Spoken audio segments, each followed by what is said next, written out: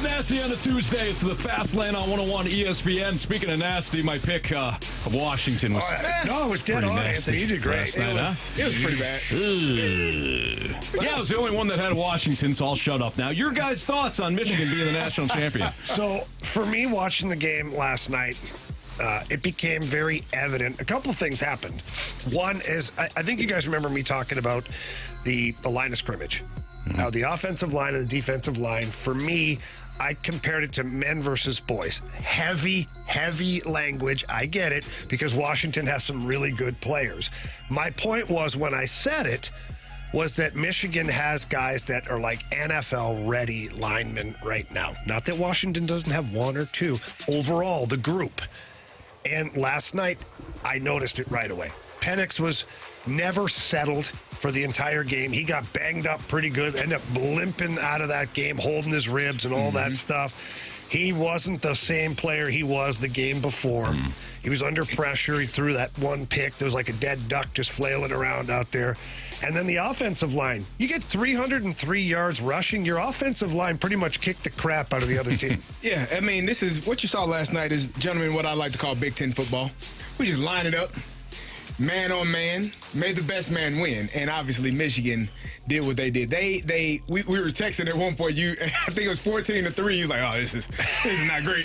Marsh said touchdowns. I said game's over. I was hoping for a reverse jinx there, and it almost happened. It did almost happen. Yeah. It just got their crazy. ability to run the football, and it kind of went how I thought it was going to go. I didn't think Washington would be able to run the ball because of the injury to Dylan Johnson, which they didn't. They ran it to the tune of like 46 yards, which makes you one-dimensional. And when you're one-dimensional and you don't allow the ball to get over your head, which Michigan did a really good job last night. They had one big play, but it got called back to Adunze. It was a holding call on the same play.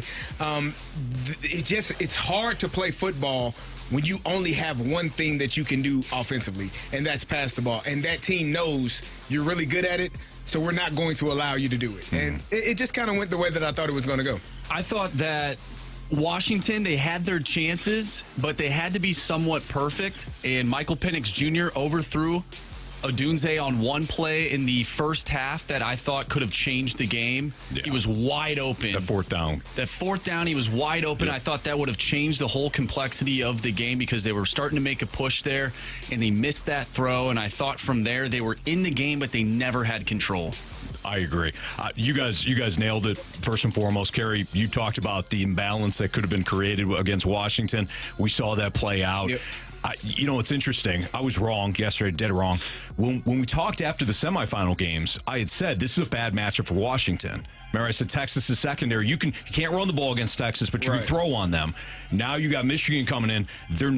First of all, they tackle well. We saw that again last night. They tackle incredibly well. Yeah. We talked about that after the semifinal games last week, and I said, this is a bad match for Washington. Obviously, I wish I would have stuck with that. The reason why I didn't, I thought Penix was in the midst of a special season.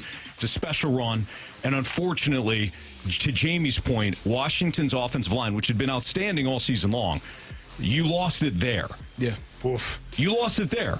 You cannot get to a 5-step drop or a 7-step drop and get the ball out on time accurately down the field. And people kept asking, where are the deep shots? You cannot protect your quarterback for 5 or 7 steps, for a 5-step or 7-step. You're not going to throw deep. You can't. Right. So Washington kind of did what it could. But Michigan, all credit to them. They took it to them. I'll give Washington credit in the second and third quarter. They made adjustments defensively to stop Michigan's running game. Well, I think you can say that, but I think Michigan kind of went away from what they were doing.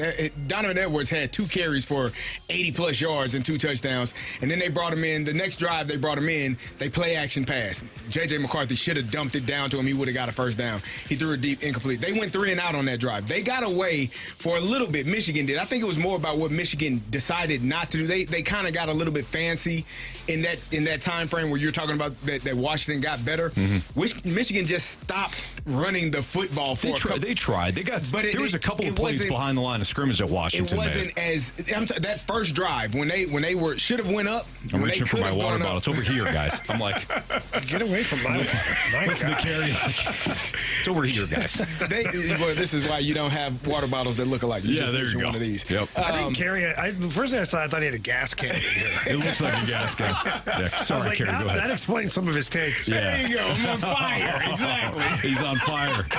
But no, I just thought Michigan got away a little bit in a couple of drives where they allowed Washington to create stops. And if you don't do that, if you punch that ball in, when Marshy texted that, I think it was 14-3, and they ended up kicking a field goal, I believe, on that drive. If they score there, the game is over in the second quarter. It's a wrap. There's no way. Make it 21-3? Yeah. There's no way that Washington comes back from that deficit. But all in all, Michigan played the game that they were supposed to play. You talked about the secondary is probably the best tackling secondary that I have seen all season long, really in a long time.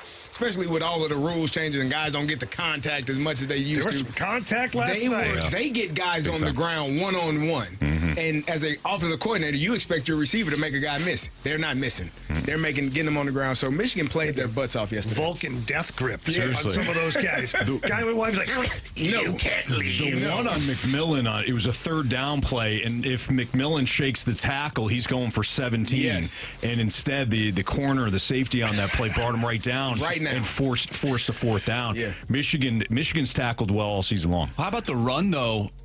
Inside, I forgot. I think it might have been the third quarter or the fourth quarter, but one of the defensive guys for Michigan ends up going low. Oh, yeah. The corner, the safety. Yeah, and Makes the tackle with one arm. Took out Dylan Johnson. It was down on the goal line. Yeah, that was a great play. Okay. I was thinking of the screen where McMillan got No, it was Dylan Johnson down on the goal line. The O-lineman came out to block him. He dipped up under him, That's right. ripped, and made a solo tackle in the backfield. And those are the things that's just the difference between what Michigan was able to do and what Washington was able to do. Yeah, no doubt. Unfortunately, and look, his offensive line did not play well, but Penix missed too many throws last night. To your point, Marsh, you talk about being perfect. He wasn't close to perfect. It was a poor performance, I think. The poor performance was for Washington all told, right? So I'm not just putting this on Penix, but unfortunately for him, coming off such a dynamic season and that win over Texas, there was his accuracy was all over the place. You could tell that rush was getting to him constantly. So you guys, after watching Penix play last night, and it's one game samples, I get it, because he had a fantastic season. Mm-hmm. He did. I'm giving that guy full credit. He made me eat my lunch on several games where I doubted him.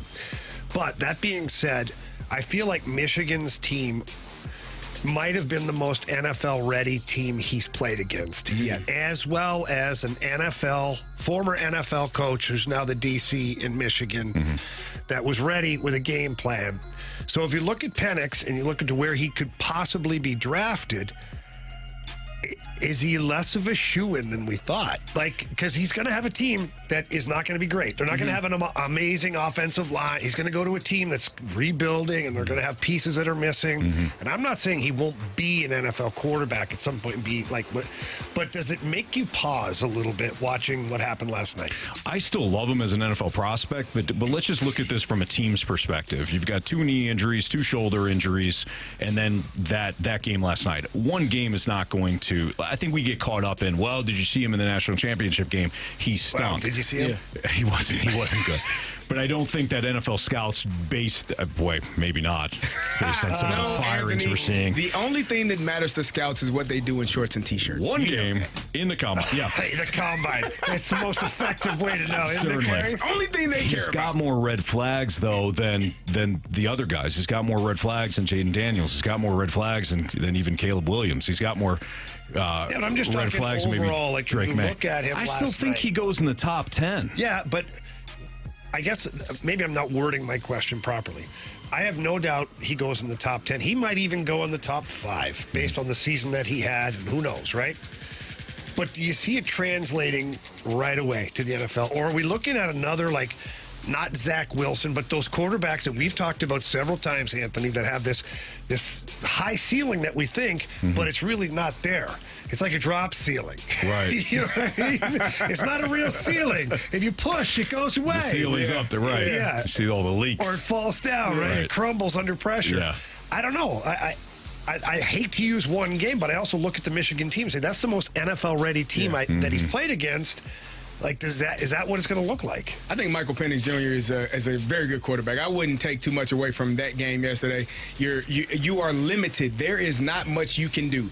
The throw he had to Odunze, I think there was some miscommunication on the route as opposed to where the ball was supposed to be thrown. Odunze turned and looked inside, and he threw it outside, which the safety is inside and no one is outside, so he probably threw it to the right place, and Odunze looked in the wrong spot and tried to make a great catch, and that's more on the receiver than the quarterback. There were a couple of high throws in that game by Michael Penix Jr., but what do you expect when you're getting ruffled up? When there's someone in your face constantly, that takes place, and so you're a little bit off-settled. You're not able to run the football, which is a key component to having success offensively. You got to drop back and know that this defensive line is pinning their ears back to try to come and get you. Your offensive line is not getting out of their stands quick enough. There are so many factors that took place. They just played a really good team. Yeah. And I wouldn't take too much away from Michael Penix Jr. based off of that game. And the thing is, he led his team to the national championship. Yes. All of these other quarterbacks that we just mentioned did not do that. Right, great point. So you can look at the game itself, or you can look at the body of work that he's had, not only this season, but his whole entire college career. Let's put Penix on Michigan's team last night. Oh, they win. J.J. McCarthy was terrible. Yeah, Penix Other than running the ball. Other than running the ball. He didn't hand the ball off. Yeah, what are we doing That's here? all you needed to do. I could have handed the ball off to them. I just go I back could have to, played. Carey, you had mentioned something specific there about the throw and the route for Odunze on the missed throw. Penix is going to take the heat for it. Right. But you're right. If you look at it, the ball placement was probably where it needed to be. I go back to that Texas game. Forget the secondary not being good. The ball placement from Penix on those throws, where he placed them, accuracy, deep ball, all that. I think Michael Penix Jr. is an NFL quarterback. What system he goes to, what team he goes to, Jamie, you had mentioned this, you kind of alluded to this. That's going to be the determining factor of whether or not he's going to succeed, but I think he's still a really good NFL prospect. There are so many teams in this top 10, 15 that need a quarterback, like desperately need a quarterback. It's going to be someone. There are about 5 or 6 teams that could use a quarterback going into next season. I just wonder if he's the guy. He'll be the guy for one of these teams. For the team, but is he the guy ultimately? Man, I like him. I'm on standby despite last night. He didn't play well last night. Need a quarterback. Carey can't even, he's talking about Michael Penix, and this is the guy that wants to get rid of Justin Fields. So No. He's already given up. Justin Fields. He's already given up on Justin Fields. I bit the hook on that. I want to keep Justin Fields. I like Justin. I want Penix instead of Fields. Oh, God. All right, it's the Fast Lane on 101 at ESPN. Andrew Marsh, Carey Davis, Jamie Rivers. I'm Anthony Stalter. Nice job, boys, on Bet the Board last night. You guys swept. I took Washington, so unfortunately, Chuck and I are starting behind the 8 ball. We got a whole month. To figure it out. I'm not too concerned. By the way, we did get a text from Chuck. He was the one talking about being in the wedding. Right, he didn't know or whatnot. He said, update, Stalt's back to the drawing board. Also, I am in the wedding. Yes, apparently, he told me when we were banged up golfing. Didn't realize it. Hey, you're doing it. That was going. Who talked about this? Well, you never know, guys. Hey. Kevin Hayes. Tight-knit group. Kevin Hayes has found himself in controversy that he did not deserve, and people are dumb. I mean, real stupid. We'll tell you why next on 101 ESPN.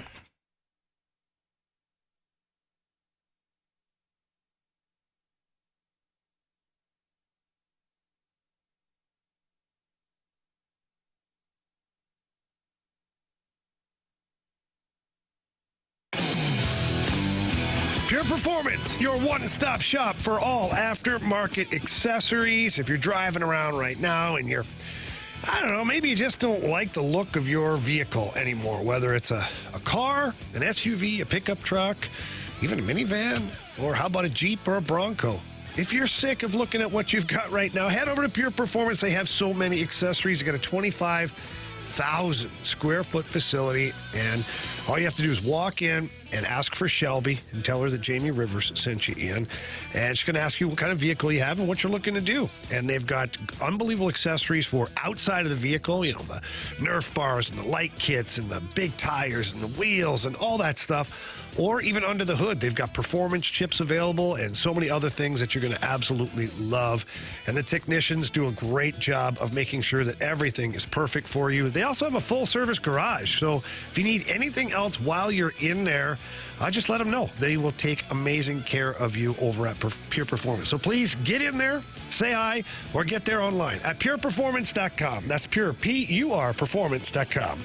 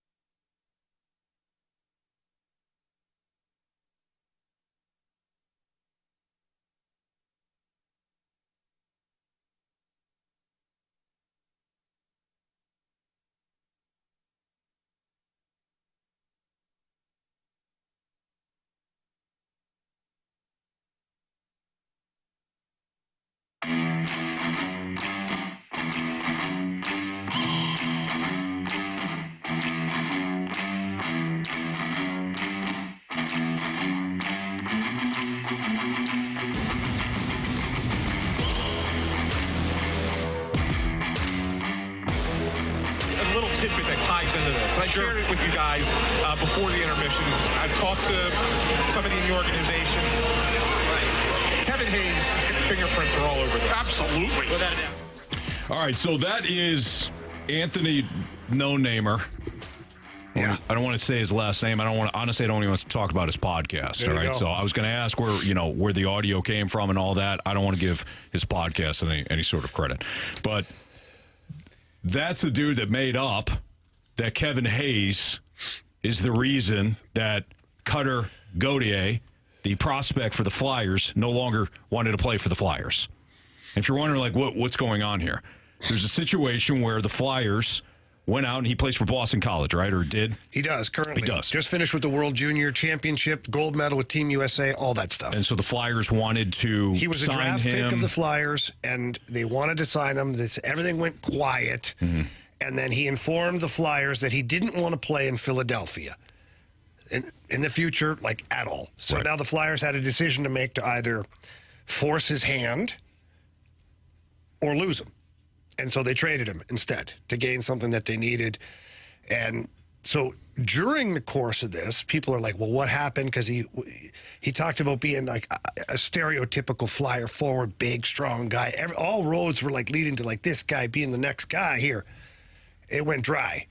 And now people are wondering what happened. And this guy, Anthony Blankety Blank, said on his podcast that Kevin Hayes' fingerprints are all over this, alluding to the fact that Kevin Hayes like had something to do with it, tying Kevin Hayes with his rocky up and down situation with Philadelphia and his connection to Boston College to this player, this random player. And apparently they're friends, him and Cutter Gauthier. Well, Cutter Gauthier was asked, or Kevin Hayes was asked by Boston College to play golf with the kid one day and whatnot. It's like an alumni thing. And so he loosely knows him enough to like text him and things like that. But this is where social media and podcasts can get dangerous, because Kevin Hayes went to bed last night, so reading what he said to Matthew DeFranks, Jeremy Rutherford, the group of reporters here today in St. Louis, said, I went to bed last night kind of like, that's kind of silly. Woke up to death threats and woke up to some horrible things being said about his brother that passed away and like really crazy stuff. And so it just goes to show you, like, you have to be careful, man. And the fire spreads so fast now. Oh, yeah. It's like a brush fire, like, because people can grab audio and stuff from all over and post whatever they want all over Twitter, X, whatever the heck it is, Facebook, you name it. There's no, like, checks and balances. At least before with Twitter, and I'll say this about Elon Musk, where he screwed up, is at least before you had to have a blue check mark to be considered like a viable source. Now anybody can have a blue check mark, and some people who are real good sources have nothing. So you got to be very careful about what you're reading.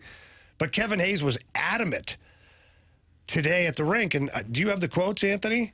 I can pull them up real quick here. If you guys pull them up, because he was talking to reporters, and he didn't mince words at all. Yeah, I got him. He goes, so this is Kevin Hayes, according to Matthew DeFranks. There's some colorful language here. All right, so from Kevin Hayes, again, this is from Matthew DeFranks on Twitter. Yeah, I think it's complete bull spit, honestly. I think those two guys acted like complete pieces of poop, to be honest, making poop up.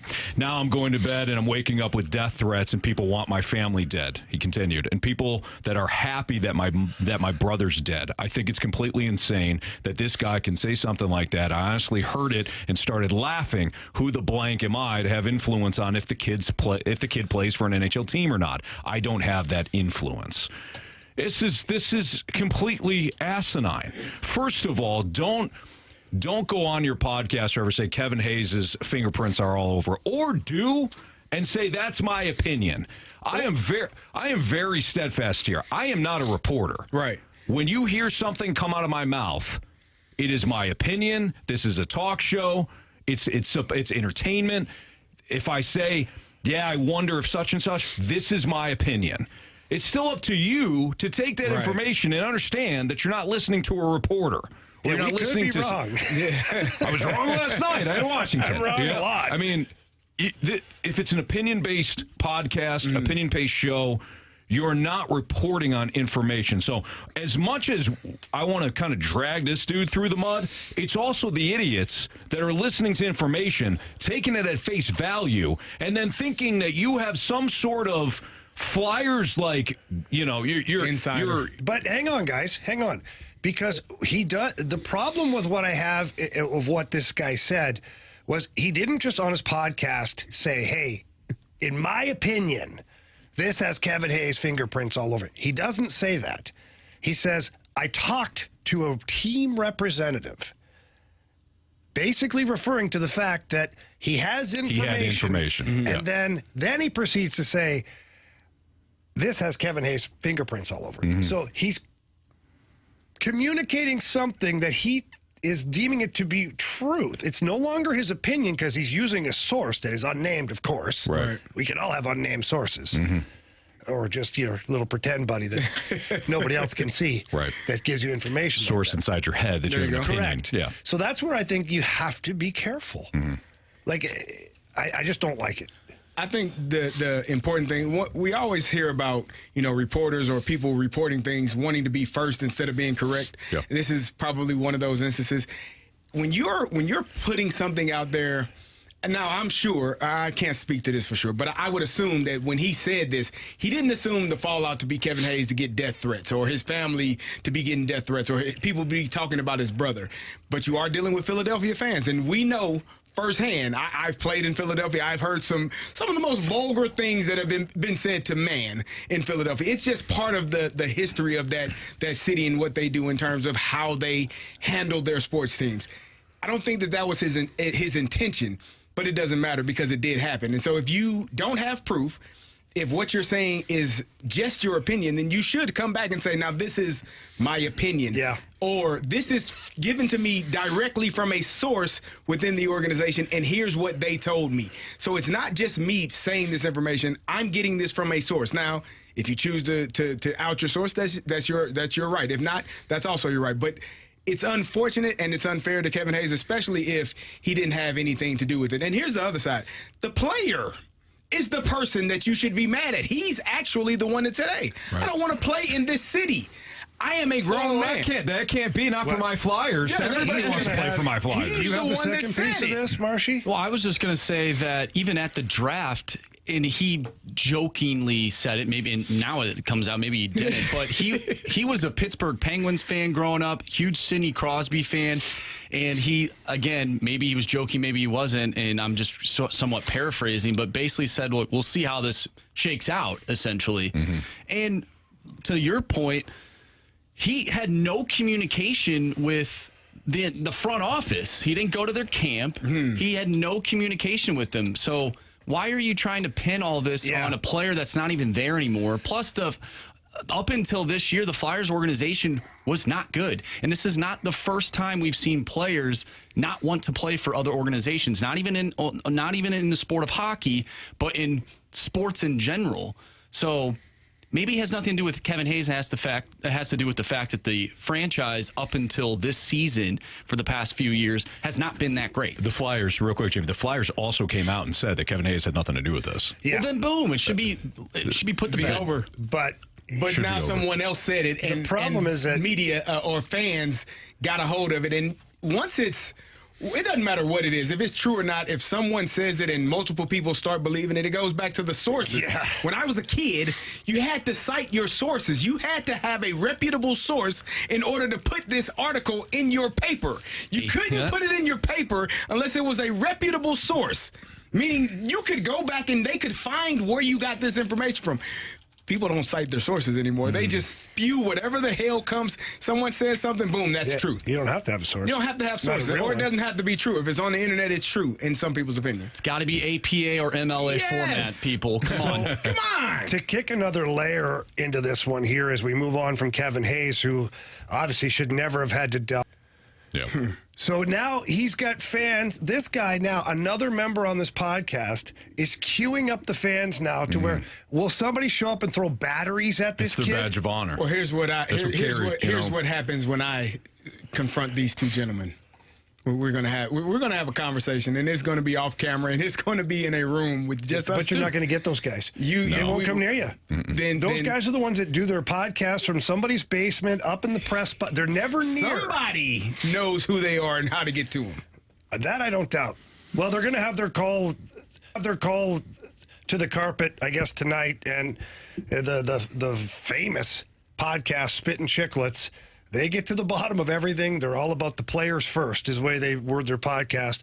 They've invited this individual on and other people to be live on YouTube, I think, tonight, and they're doing a whole thing. Like, they want to get to the bottom of it. Will they show up, though? Will the guys in the podcast Who knows? show up? But I can tell you, reading all over Twitter, that they have called them to the carpet. Like, just, here, I sent you a link, this and that, the other. Good, because there should be consequences for your actions. Well, and they're also, Hazy's their boy, too. Yeah. He's been on that podcast several times, so they're like... Spittin' Chicklets. Yeah. Yeah. Spittin' Chicklets. All right, it's Fastline on 101 ESPN. We'll continue our Blues conversation. Let's talk about the Nathan Walker contract. Ozzy. What does this mean now for this signing? What does this mean for some of the younger players that we haven't seen yet play for the Blues, but that we know are coming? That's next on 101 ESPN.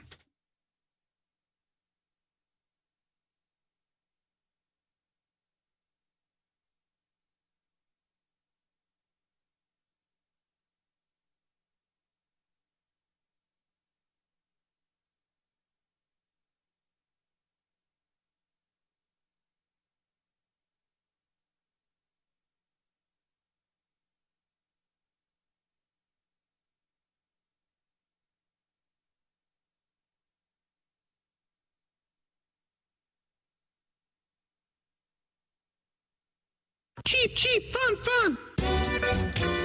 If you are looking for the best spirits in St. Louis, head over to Dirt Cheap. They are your one-stop shop for everything that you need. They have an incredible selection of beer. They have amazing wines, whether it's white wine or the red wine, or maybe you don't even know what to pair your dinner with. Walk in, talk to the representatives at Dirt Cheap. They will suggest a great wine to pair with whatever you're eating. They do a great job of helping people out, and their bourbons are incredible. Everybody knows I'm a bourbon guy, and I cannot tell you enough how great Dirt Cheap is at getting the best bourbons, giving them the best price, and then letting you know what they've got.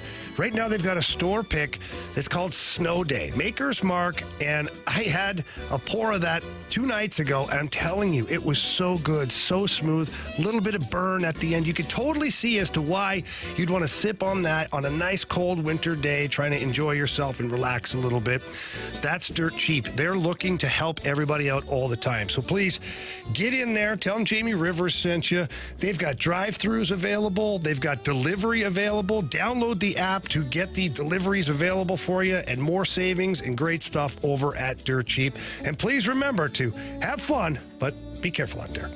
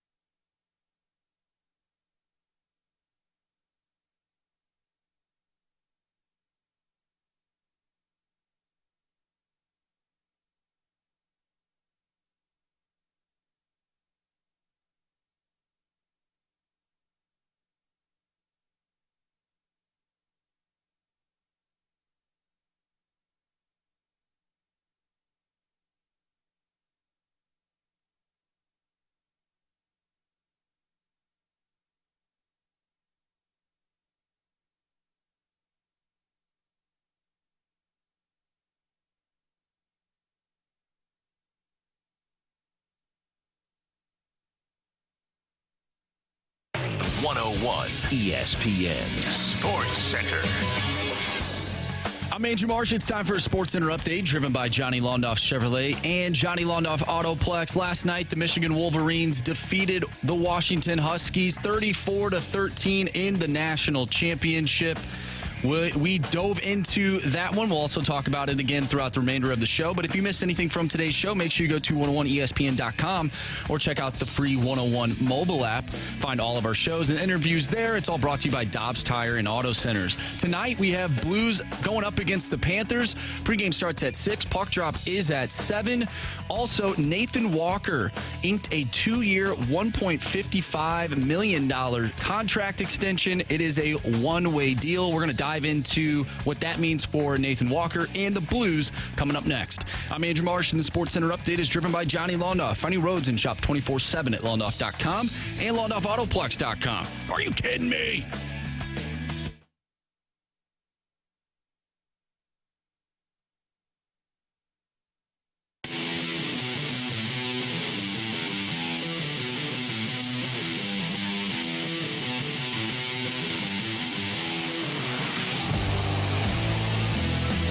Nathan Walker earned a 2-year, one-way contract extension from the Blues today. President of Hockey Operations, General Manager Doug Armstrong, announced today that Nathan Walker, that deal, that extension is worth $775,000 per year in his 5th season with the Blues. First and foremost, Jimmy, what do we need to know about a one-way contract and why it's such a big deal for the Blues? Or for the player, excuse me. For the player, it's awesome because that means he's going to make NHL money no matter where he plays. And ordinarily, it means you're going to get more of an opportunity to be with the big club. And in this case, I don't think Nathan Walker's going anywhere. I just don't. I watch him play. His very first game, he had an opportunity to score, narrowly missing. His second game, he scores. He's always been an impact player. He's not a big guy, but he finishes all of his hits, and he's tough. And we had one of our texters last week was like, oh, he's just 5'6". He's not. Go YouTube.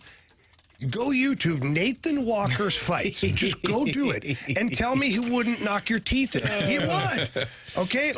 So he's not afraid. His teammates just love having him around the locker room. He'll block a shot with his face.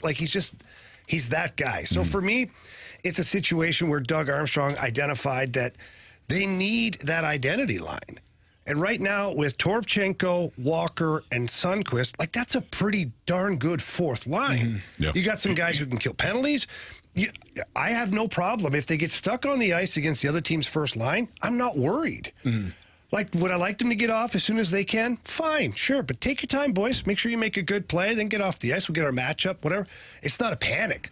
And I remember those situations, Carey. I was that guy to be, get off! You're calling for the line change on the ice. I'll tell you a quick story. I'll never forget Joel Quenneville. We had a matchup. It was against the Pittsburgh Penguins. The game before, Mario Lemieux scored 4 goals here. It was an afternoon game. He had 4 goals. I think it was -3. Just one of those things where it's like, he's a great player. Yeah. So the next game we're playing against Pittsburgh in Pittsburgh, and Joel tells Jimmy Roberts, our assistant coach, says, hey, I'd rather not have Rivers out there against Lemieux tonight. Yeah. Well, no kidding. I was like, hey, me neither, okay? I'm fine with that. I would have believed in you, Jamie. Yeah, well, we're in the neutral zone, offside call. It's in the second period. It's a long change. Over the boards comes Lemieux and his line. Oh, boy. And it was Lemieux, Tocchet, and Kevin Stevens. Just great players. And I see, as soon as he jumps over, Quenneville starts immediately, get off! Get off! I'm like, I can't get off the ice. The referee's not letting me, change! Get the puck and change! And he's not stopping. The entire, it's almost comical to where everybody on the ice is looking at me you think your coach wants you to change? Even my own guys are panicking now, we better win this face-off. Yeah. We got to get Riv off the ice here. Yeah. And we didn't win the face-off. And for about a minute and a half, Quenneville yelled, get off! Get off! And I couldn't get off the ice, Anthony. Yeah.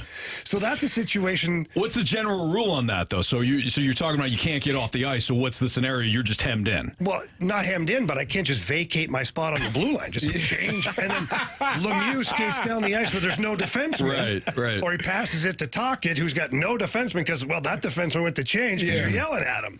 Did they score? No. Hey. Yeah, I dominated those guys. Stuff it, Quenneville. That's all that matters. But he almost passed out from yelling so hard. And I got back to the bench, and I was like, hey, Joel, when he gets on, do you want me to change? I thought he was going to murder me. But so the Blues with Nathan Walker and Toropchenko and Sundqvist, they don't have to worry about yelling like that. Mm-hmm. That way Drew Bannister won't have an aneurysm right there on the bench.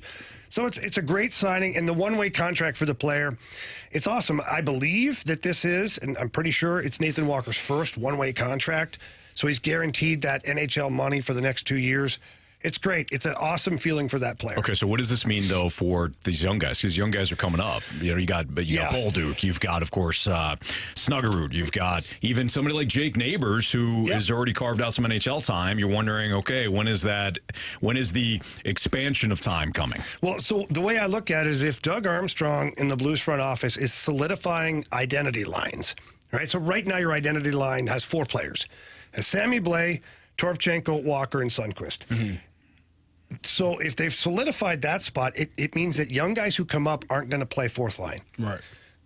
Doug Armstrong and the front office is viewing it as they're going to play a significant role in the top 9. Where they fit in, we don't know. They're going to have to earn it. But instead of like the traditional young guy starts on the fourth line and earn your stripes and, you play 7 minutes a game and you're a goal scorer, but we're going to play you against all the other, the stuff that never made any sense, now Army doesn't have to deal with that. He's got his identity line. He's got his fourth line guys. Mm-hmm. So now when Jimmy Snuggerud or Zach Dean or Zach Bolduc, these guys come up, they can play top 9. Play in the third line. If they do well, maybe bump them up to the second line. First line is a stretch for any of them.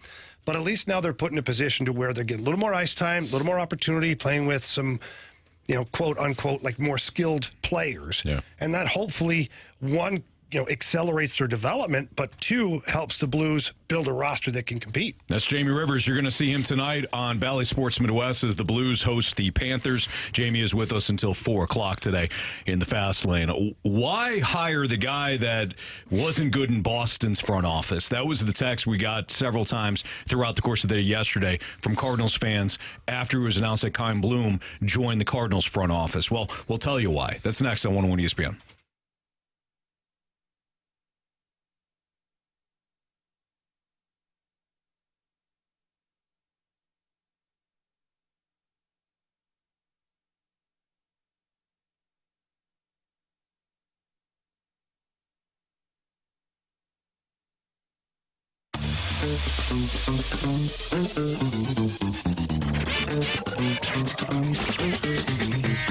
Happy New Year from Johnny Londoff Chevrolet. They are kicking off the new year with a big rollout sales event. Here are some of the savings. How would you like to save $4,500 off a 2024 Chevy Equinox?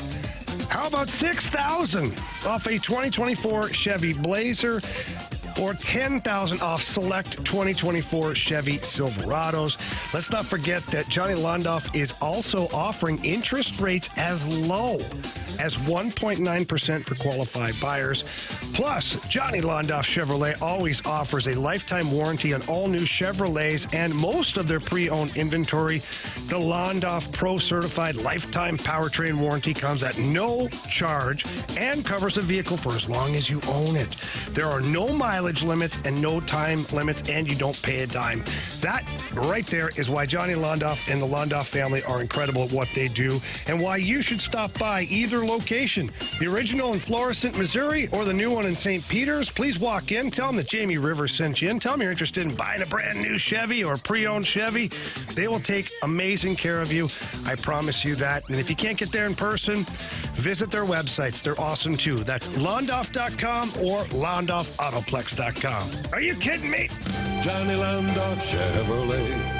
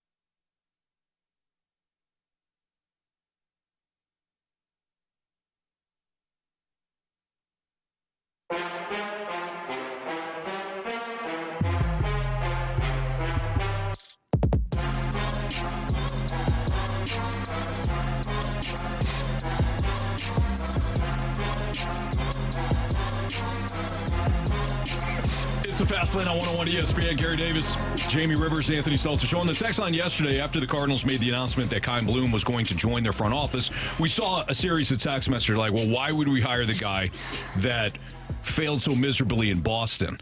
Because you have to have some perspective here. When the Red Sox moved on from Dave Dombrowski, who was with the Tigers at one point, then the Red Sox, and then now he's with the Phillies, Dave Dombrowski, as a general manager, is the guy that does not give a rip about draft picks or about the farm system. He is about proven MLB talent. And when he works with an owner like Mike Ilitch in Detroit, or now with Philadelphia, or at the time Boston, who was, obviously a big market willing to spend, he is perfect for them because he can make big-time trades, he can make big-time signings, and everybody, the fan base loves him because he's aggressive, and he's won. Boston wanted to move away from that, though. The problem with Dave Dombrowski is that he decimates the farm system. Again, he wants proven talent. He doesn't care about the prospects. Yeah. So they hire Chaim Bloom, who in Tampa was part of a scouting department that, of course, had to operate with a shoestring budget. The Red Sox wanted him to rebuild the farm system. And then you could start spending again. And he had to make some tough decisions as a mandate from the front office. Decisions like trading Mookie Betts. Now, could he have gotten more for Mookie Betts? Yeah, probably. But that's not his decision. He was given orders to liquidate quickly. Do what you got to do, right? So why hire the guy that failed in Boston? Because Boston's farm system is now respectable again. Is this signifying that the Cardinals are possibly heading in that direction? Is there a fear that you hire the guy that knows how to work well with less money, work well with less, so that the Cardinals don't have to reach those absurd numbers that we see other franchises reaching, and there is now not an expectation. We had never expected them to anyways, but There's really no expectation for that to happen, knowing that this is the person that you hired. So, one, that's a great point. I can see why you would ask that. My own opinion on that is that the Cardinals are looking to build for the future. And I don't mean like tear this down. I think the Cardinals look at it as they have a pretty solid positional player roster. They're continuing to try and build that rotation. They did get a whole bunch of arms last year, and they got youth coming up that hopefully can make an impact. I look at it as they've brought this guy on to say, we need to continue.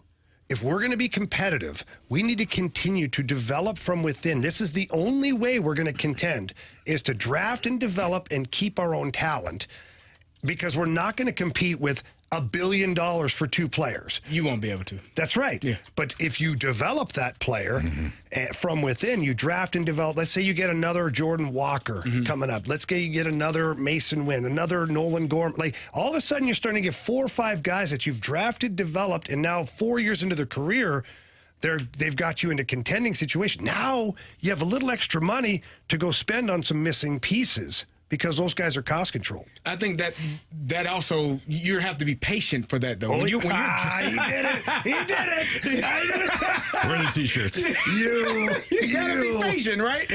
Or you have to trade some of that talent for the right now. Maybe that's part of the strategy, too, though. Let's see. Because I think that's a possibility. There's an opportunity there.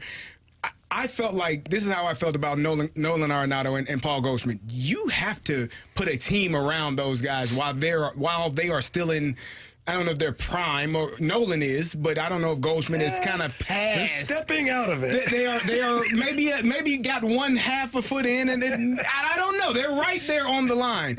But you have to do that. You should have done that last year. That's what last season should have been, and possibly the year before. You needed to put people around those 2 star players, MVP caliber players, to make sure that you have a chance to win a championship, because you don't always get rosters with Hall of Fame players on it, especially at the corners. Those 2 guys deserve to have people around them that will allow you to win a championship, or at least compete for a championship. And I feel like the Cardinals have, I don't want to say done them a disservice, but they haven't done enough for those 2 players Carey, specifically got into the playoffs. The rest is on them. Nah, How did they hit in the playoffs? Just asking. Not well. Well, Jose Quintana, man. Can we talk about it? Well, he can't hit. He was the pitcher. But he was pitching pretty damn well. Yeah. Juan Yepes hit well, too. He didn't play at all last year. Yeah. He'll be something. He gone. Doesn't it seem like, though, that we're talking about, needing to draft well and develop these players, and it seems like that's the route they're going, but they're not doing enough to put a team around Goldie and Arenado. Like, then why? Then just move on. Like, you're like dipping your foot in the water, but you're not wanting to jump in.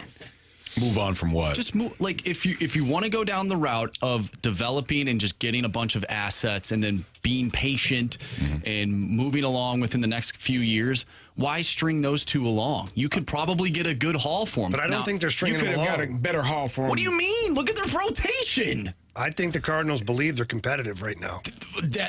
Wow.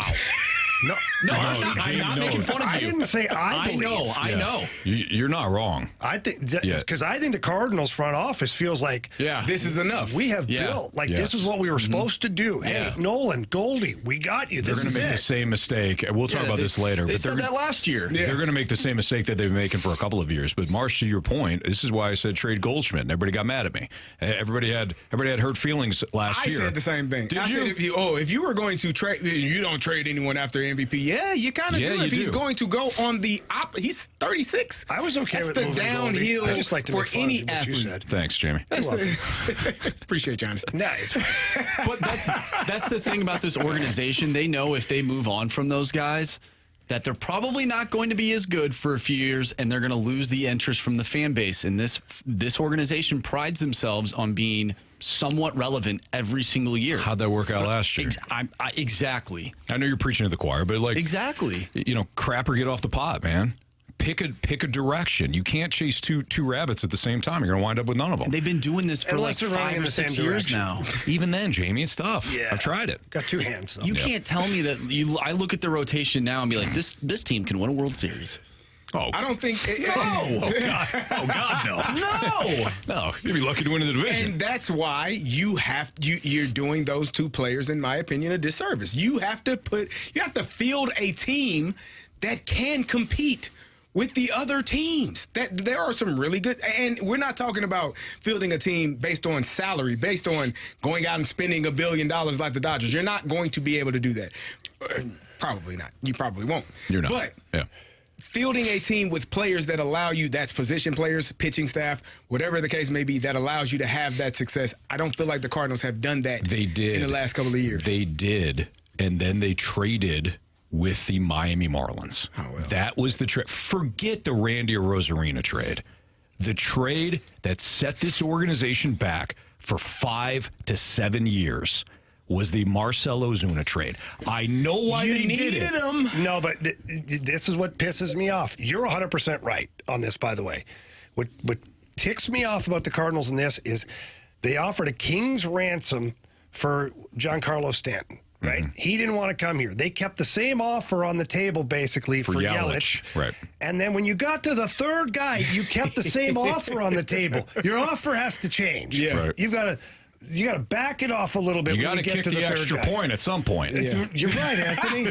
I like the way you did that to my guy. Kick it at some point. Third time. But still, to your point, sometimes we appreciate someone's chutzpah in those situations, Anthony. Yeah. But I agree with you. The offer stayed the same, even though the player that you were getting in return was getting lesser. Right. Yeah. If that's the way to put it. That's the one that sunk them. I want my team to go into victory formation and then just run it right into the end zone. That's what I want my team to do. That team is about to win as many games as the Falcons the rest of the way here. So But you're going to have a new coach. yeah, we are. there you go. Yeah, that's Bill right. Belichick Mike might have one, Vrabel, too. come on down, huh? I'm hearing Vrabel to Patriots, Belichick to the Falcons. I'm fine with that too. If not, Are you? maybe Jim Harbaugh. Maybe not. Let's talk about his legacy, whether or not he's moving on after winning the national championship next on 101 ESPN.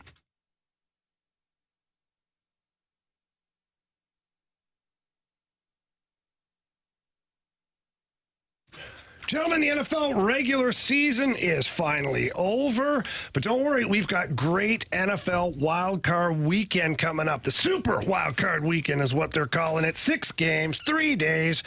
For these teams, it's win or go home, but you'll always have a spot in the playoffs. Carey, when you're using FanDuel, America's #1 sportsbook. Yeah, Jamie, FanDuel has so many ways for you to pick up the W. So if you want to follow my picks, all you have to do is go to FanDuel.com right now. New customers get started with $150 in bonus bets guaranteed when you place your first $5 bet. Just visit FanDuel.com/fast to join today. That's FanDuel.com/fast. I saw that at FanDuel, the Buccaneers went from 2.5 up to 3. Oh, give me that field goal. Give me that field goal. Put it in the back pocket. If not, let's save the Bucs on the money line. But as the guys just told you, new customers, they get the $150 in bonus bets, but you do have to sign up. So visit FanDuel.com/fast to join today. That's FanDuel.com/fast, and then make every moment more with FanDuel, an official sportsbook partner of the NFL. Must be 21 or older and present in Illinois. First online real money wager, only $10 first deposit required. Bonus issued as a non-withdrawable bonus bet that expires 7 days after receipt. Restrictions apply. See terms at sportsbook.fanduel.com. Gambling problem, call 1-800-GAMBLER.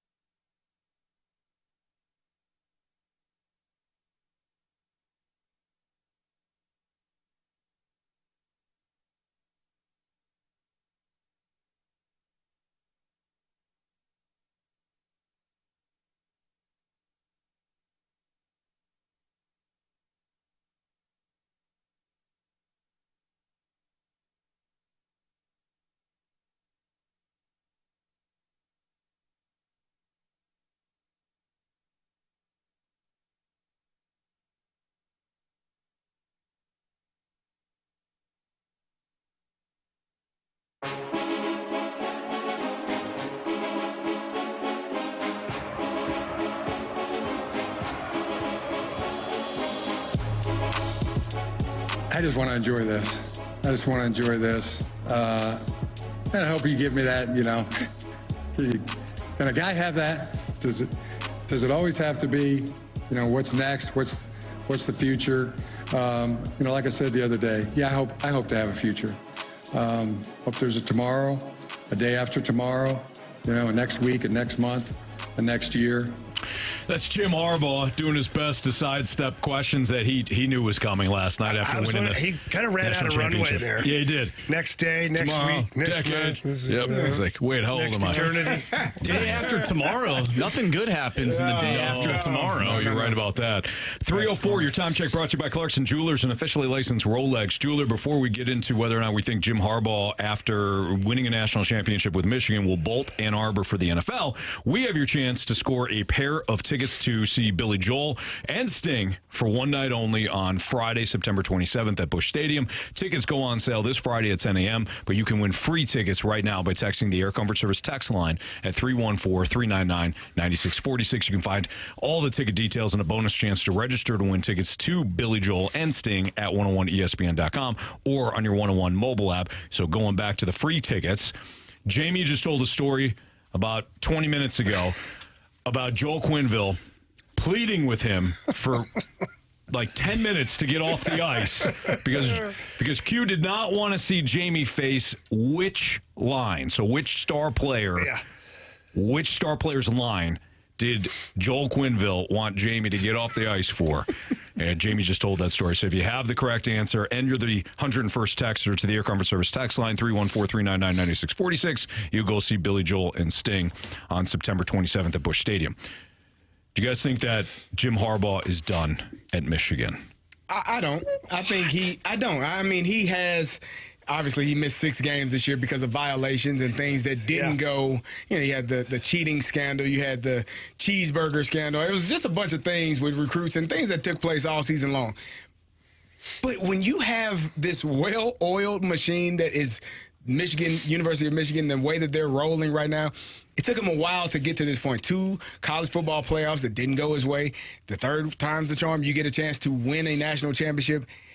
What need is there to go elsewhere and prove he's done a great job at every level? Obviously, in college, he did great at Stanford, did great in the NFL with the 49ers, took them to a Super Bowl.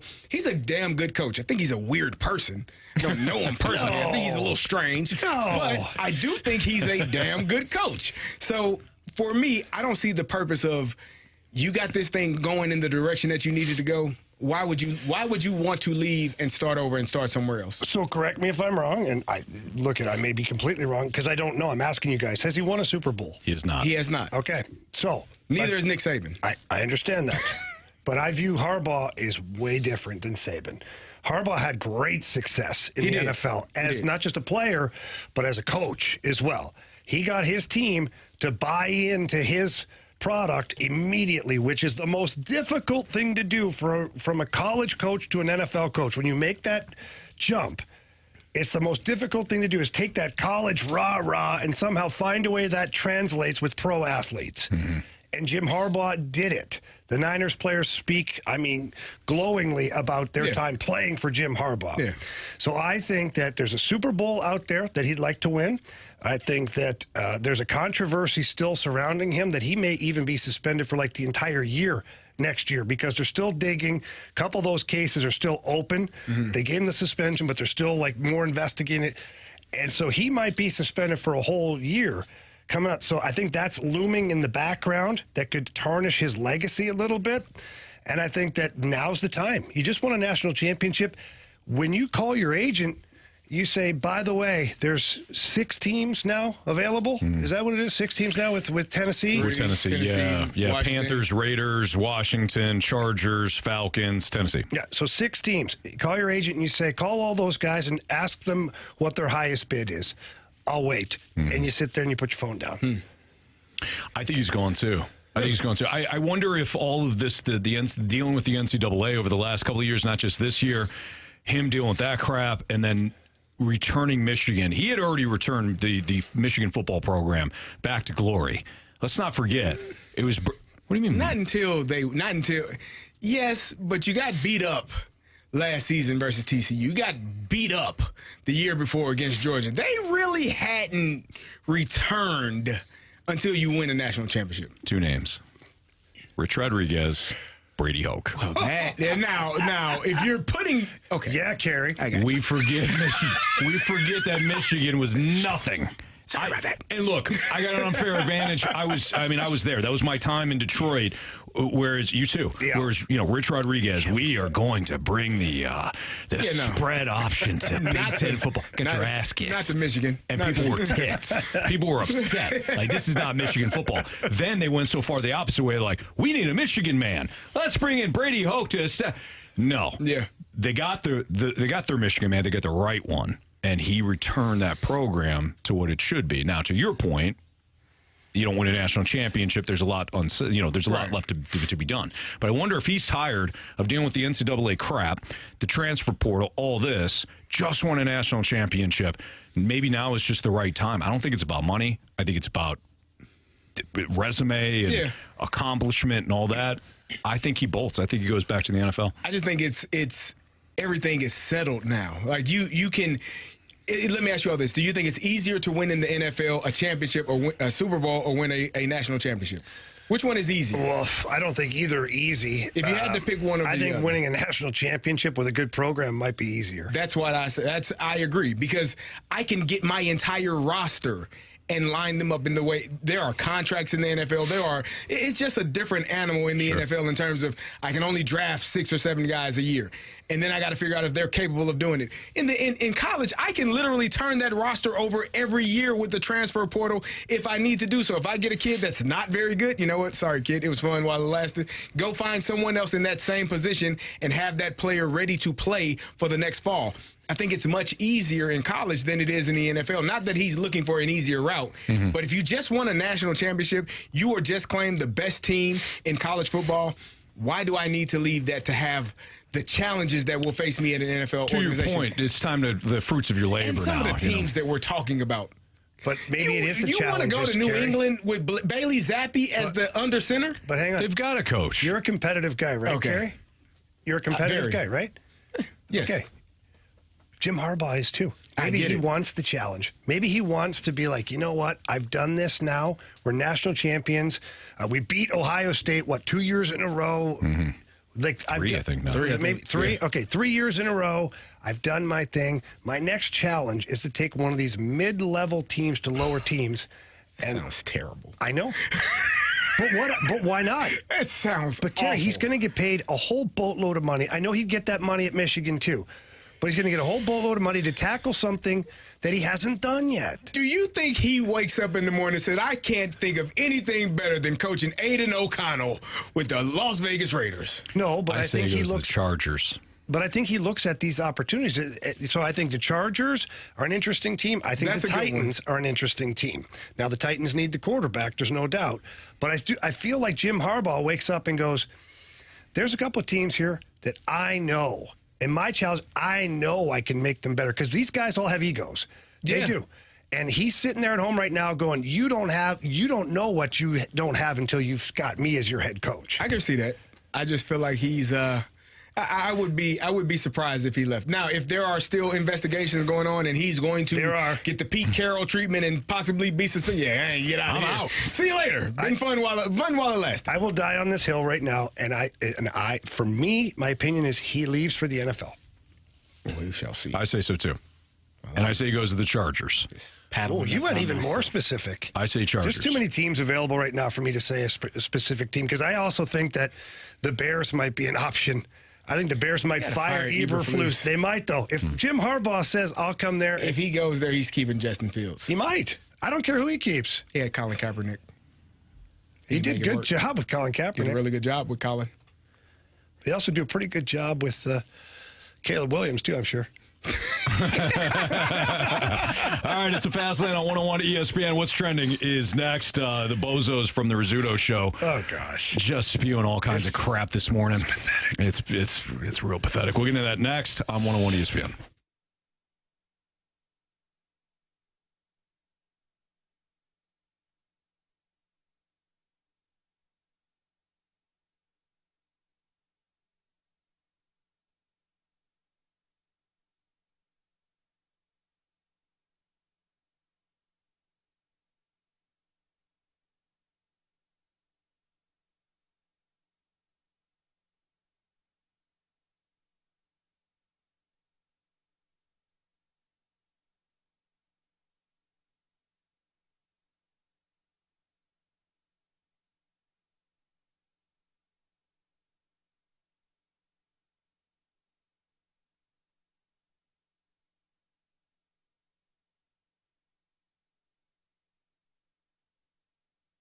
All right, guys, listen up. We all go through pockets in our life when you start to get a little bit older and you don't feel like you used to. Maybe you don't look the way you used to and you can't figure it out and you're not sure why.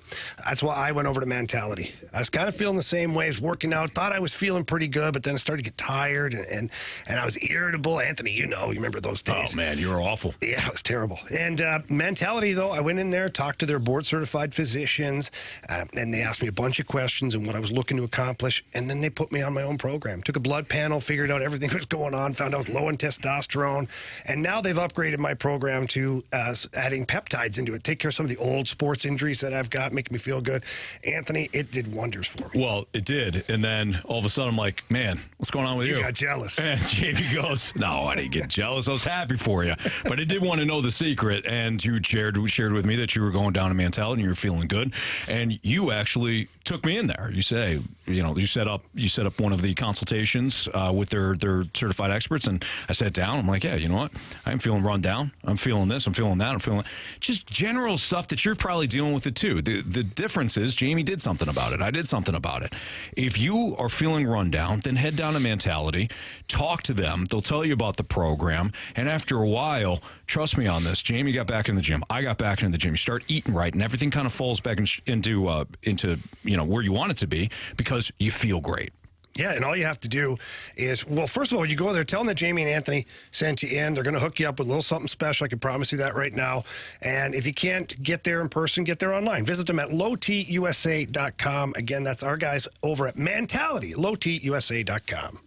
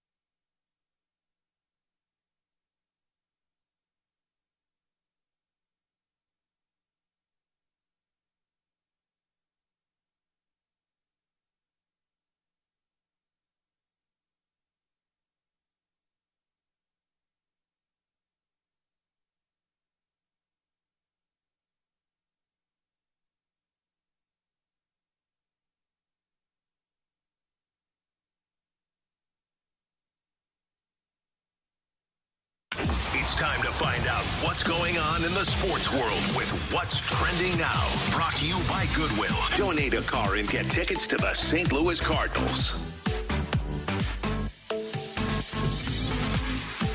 So as everybody knows, we beat the Excuso show. Thank you to the text line who threw that one out there. The Excuso show. I like that. T-shirt's now available. Yep. So credit to the text line. I think it was a 314 there. Yeah. The Rizzuto Show brought to you by the Fast Lane. Yes, indeed. Coming soon. Mm-hmm. Everybody knows we beat them. But, of course, as they always do, they've got to throw some crap out there because they simply can't take their freaking loss like men and woman. Shout out to Learn. Sad day. It's a very sad day. So this is them giving us crap about our bad math and also the tiebreaker situation. I'm not going to actually blame the system on this. Like, I'm not going to blame the interface. I'm not going to blame the interface for tallying things up wrong, whatever. I think it was a simple math problem one of these weeks that they just got a week wrong. Add them up. Don't say anything yet. Add them up. Add them up. Oh, God. Got him. Got it? Got it. Scott, what do you got? We have 6 wins. 6 wins. 3 ties. 3 And ties. Fastlane has 9 wins. Okay, learn. We had 6 wins. Yeah. Fastlane had 9 wins, and we had 4 ties. 4 ties. Where'd you get 4 ties? I don't know. Your math is off. There we go. Let's stop that for a second there, Marsh. So why that's relevant is they're crushing us for our math because we said yesterday that we had 10 wins. Now, our guy Mike Ryder does a phenomenal job of posting out the results each and every week. Mm-hmm. He had noted us that we had 10 wins, and that was the final, right? Right. So Moon went on this, rant earlier today that we didn't actually look back, and we just went off. We just based the calculating off of what Ryder posted on Twitter.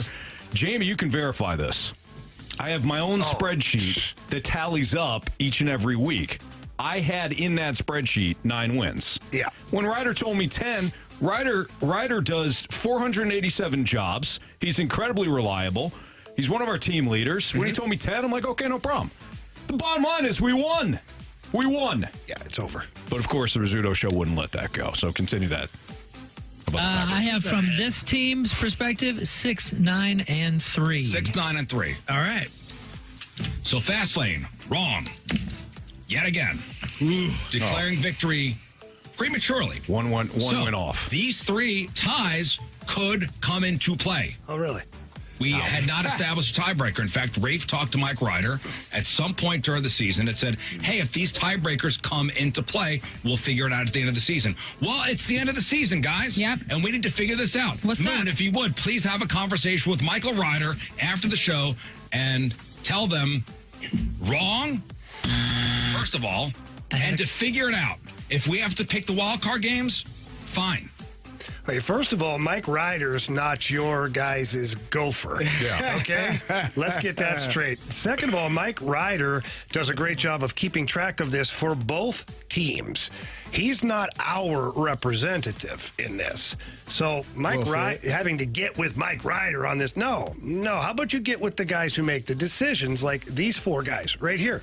Like they did a year ago when they said there are no tiebreakers. We brought that to their attention. Yeah. And they said ties will just remain ties. It's just a burned week. Yes. And here's where I get sick of all of it. Is we have made concessions over and over again. We even made one, Anthony, that almost tore this group apart. Yeah. You made one that almost tore this group apart. Is when Anthony agreed to, well, we won't change our picks after we lock them in.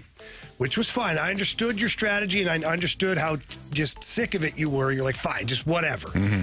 So we did that. We've already made a concession to help them. Well, I just feel like that the math doesn't make sense. So there are 17 games, correct?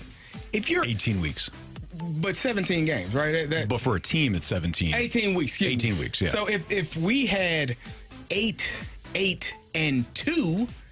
Then it's a tie. You would say that's a tie. Yeah. Right. Because that is a tie. Or, I don't know, hell, if you go 9 and 9, that's a tie, right? Mm-hmm. This is not a tie. No. This is, we have 9 wins, you have 6 losses, and there are 3 ties. Mm-hmm. The wins and losses is what matters here. We have more victories than you do. Right. You got 9. We got 9 victories. You only have 6. It's funny. It's funny, Carey. They said that we haven't established a tiebreaker. We never did. That's because there never was one. You didn't want one a year ago. Until now, after you lost. You don't need one. There is no tie. Ties mean the game never essentially happened. Let's just wipe it off the board. 9 wins versus 6 wins. That's correct. That's what it comes down to. The 3 ties, they are ties. Mm-hmm. They don't matter. Mm-hmm. There are ties in the NFL. There are. This is what we are doing. We are picking games in the NFL. We don't see those other teams who tie at the end of the game and be like, well, you know what? I think we should go back at the end of the season. Play another game. Right, yeah. No. Play another quarter. We want another try because we didn't win. And look, if these guys are that upset, come on. We're not bothering with you guys because we've already won. If you got this big protest, we're here from 2 to 6 daily. You guys book a time. Come on in right here into this. We got the cameras and everything. Anthony, you can print out your spreadsheet and you can educate them on how it works. Carey, you can also add to the education that you just presented. Simple. If they have any Liberty Bells, they'll come in here and talk to us. But that's it. Like, no, we're done. It's over. We're on to Cincinnati. Well, it's funny that you said that because their own listeners agree with us. I know they do. Listen, we have a lot of racial listeners, a lot of loyal racial listeners, saying, hey, ties should just cancel out. Fastlane has more wins. Shouldn't they win? Listen, I'm not conceding. No. Are you sure these are our listeners and not theirs? We will not Guys, give up. stop the steal. Yeah. So here's what they're proposing.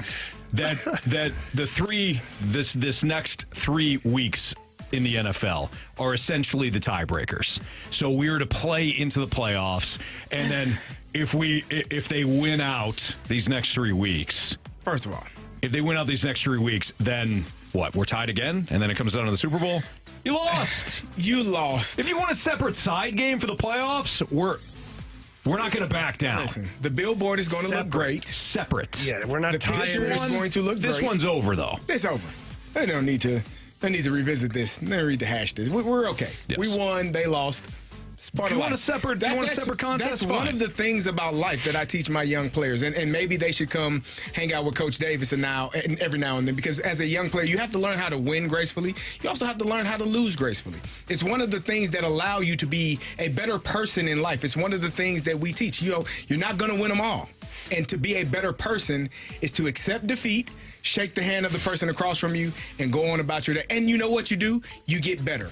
That's what you do. Not the Excuso show. Nah. Not the Excuso show. So you know what? 636 comes up with a great thing here, too. What do we got? They said if they're saying that 3 ties could potentially put them at 9, then 3 ties puts you guys at 12 wins. It's a great point, too. Yeah. Okay. So how about Here's some everyone math for won. you. We won those 3 games now. and you won those 3 Well games. done, text line. Fast lane. This thing's over. See ya. And you know what? If you don't follow through with the punishment, you'll hear from our lawyers. Oh, no. You'll hear from our lawyers. Speaking of punishments, Who are probably your lawyers, too. But you know what? We'll sue you. That's a good point. This company money going. Okay, yeah, We're either way. recycling it. Yeah. I'll get shot today just so they don't have any more ammunition to throw at Let's us. do it. We should do, Let's just get it over we with should today. do you next. Yeah. And Jamie. Do me next? We should do No, you we'll do both it, next. Jamie. If you guys do Andrew today, do it well, and then you guys can do me tomorrow. Oh, yeah, you got TV. You don't want the hole in the pants and all that. That's fine. That's all I need. Well, guess what, Marsh? We're coming for you. That's okay. We're That's gonna okay. do you. You know, I'll do it for the team. You know, I'm sick and tired of hearing about this. I know. We all are. Their listeners are, too. Thank you to the That's really the Rizzuto ultimate show. tell. Yeah, thank you for Yeah. to the Rizzuto show listeners.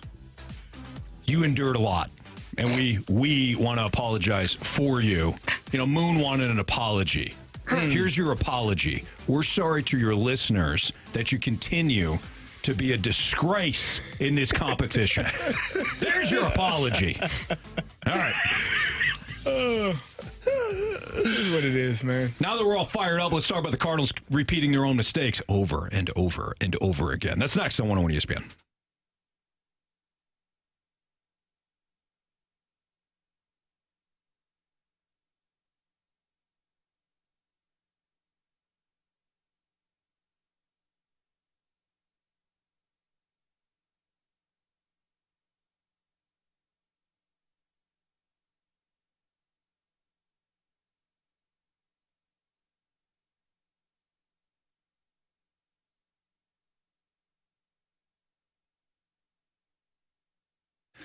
Gentlemen, are you currently using ED meds? If you are, we don't care. Told you guys before, all I care about is when it's game time, you are ready to play, but I don't want you spending too much money for that. I don't want you spending too much on that little blue pill, the gummy bears, and all that stuff. No. Head over to the medicine shop in St. Charles, your destination for cheap ED meds. They have a generic called Sildenafil for less than $2 a pill. That's less than $2 a pill. So pay attention to that. Of course, you need a prescription for that as well. And if you have any other medicines, by the way, any other medicines you get on a regular basis that maybe you can't get to the pharmacy on time, or you're busy, or you've got things after school, all that stuff, the pharmacy comes to you Because the Medicine Shop in St. Charles, they offer free, discreet shipping and delivery to your home or your workplace. So they hook you up there. I love it. I use that service all the time. It's fantastic. And the staff is fantastic. If you get into the pharmacy, tell them that Jamie Rivers sent you in. They'll hook you up for sure. They're going to answer all your questions, and they're going to treat you like family. I call them my pharmacy family over there at the Medicine Shop in St. Charles. So please get in there and see them. But if not, at least get there online at stcharles.pharmacy. That's stcharles.pharmacy.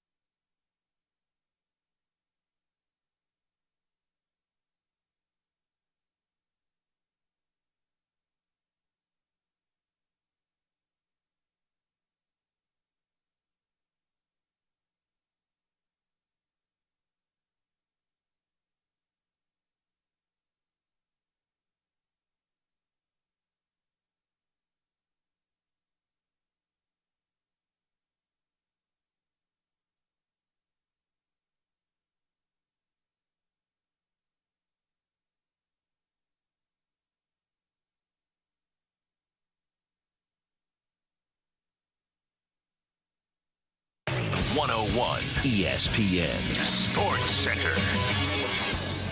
I'm Andrew Marsh. It's time for the Sports Center update brought to you by Saliga Heating and Cooling. Yesterday, Michigan defeated Washington 34-13 in the College Football National Championship game. We talked about that earlier in the show. We're going to dive more into it as well later in the show. Also, tonight, Blues, Panthers. Pregame starts at 6. Puck drop is at 7. Nathan Walker inked a 2-year, $1.55 million contract extension, a one-way deal. We talked about that earlier in the show. So if you did miss that, make sure you go to 101ESPN.com or check out the free 101 mobile app. Head to the podcast page. You can find it there. It's all brought to you by Dobbs Tire and Auto Centers. This Sports Center update is brought to you by Saliga Heating and Cooling, an independent American Standard heating and air conditioning dealer.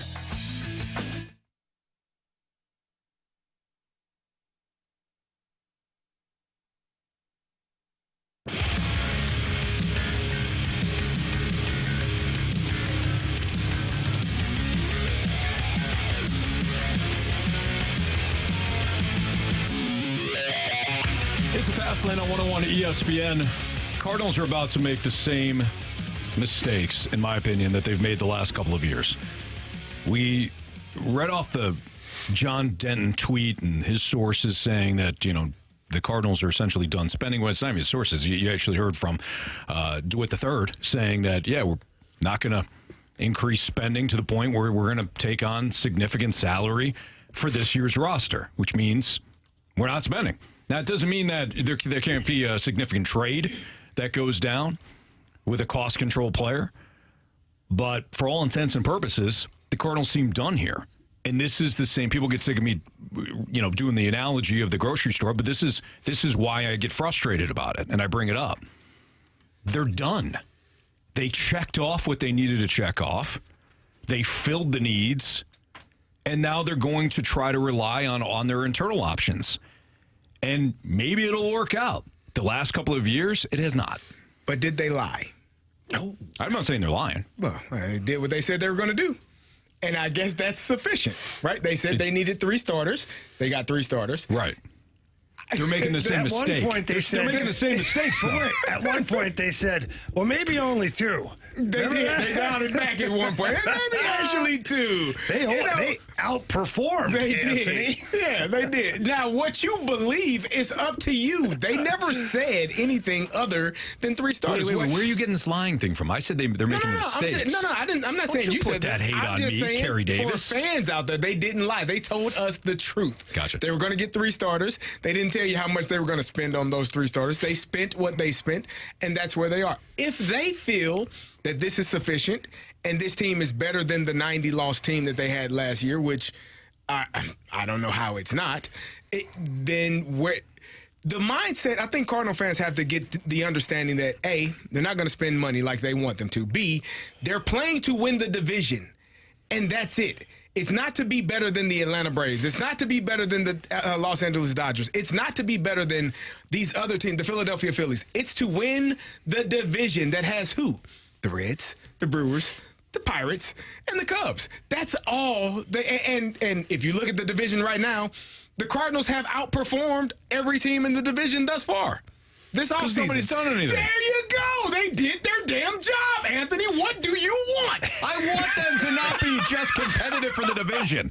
Well, I don't know what to tell you, sir. That's what they're saying. So what you're saying is, and the Cardinals are saying is, we're going to be competitive, but not that competitive. Yes. We're going to be competitive-ish. Yes. That's what they told us. That's what they show us. Why you would believe anything else. Because in their minds, win the division, all you got to do is get in. They didn't do it last year, but if you get in, anything is possible. And that's the motto. And if you live by that, you understand that, then you won't be frustrated. Look at me. Do I look frustrated? No, because I know. You gave up. You gave up. Maybe. Looks good. I'll try that too. There you go. Lisa left us a very passionate mic drop on this exact topic. Let's hear what she has to say. Hey guys, so let me get this straight. We've hired 2 old pitchers, Lance Lynn, thank you, 2011. The other guy, and Sonny Gray. Kyle Gibson. We keep adding Lisa. people to help mow, and I don't know what the heck Gersh does, and Gersh, and now we've brought Descalzo and Yachty back because, again, 2011. Let me ask you something. I'm dead serious here. They have almost owned this organization for 30 years. Everything comes to an end. Maybe it's just time for a new ownership because baseball has changed, period. And the only way this team's going to be competitive is if we show up, and we're not going to show up like we used to when you don't have a great product on the field. Not, oh, well, maybe. I'm talking great product. We show up. But guess what? That ain't a great product that's going to be starting in April and May. I don't know. But anyway, everybody be safe. All right. Thanks, Lisa. Thanks for listening. Thanks for leaving us a mic drop. You can always leave us a mic drop as well. I don't know if the ownership needs to change, but I am so frustrated with the lack of creativity, too. There's just... You don't want to spend. I've always said spending doesn't always equate to winning. The Rangers did it. They spent on the right players. We've seen teams that have not spent to great lengths, but when they spent wisely. I don't necessarily care about the spending. I care about, are you building a successful team with creative moves? I mean, okay, you don't want to spend, that's fine. You can't, whatever. But Jamie, you could do something. Fleece somebody one time. Okay, well, you have. Pick somebody's pocket. But you have.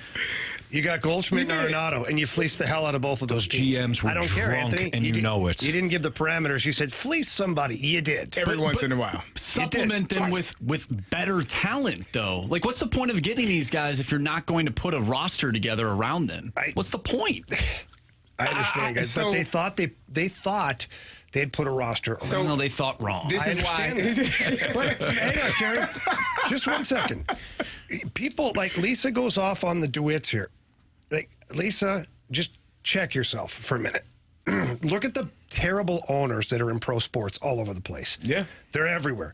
That they don't care at all. They don't care about their fans. They're horrible owners. They're up the coach's butt all the time. They ruin the franchise. They ruin the players. You have David Tepper. Well, he's one of them. He's one of them.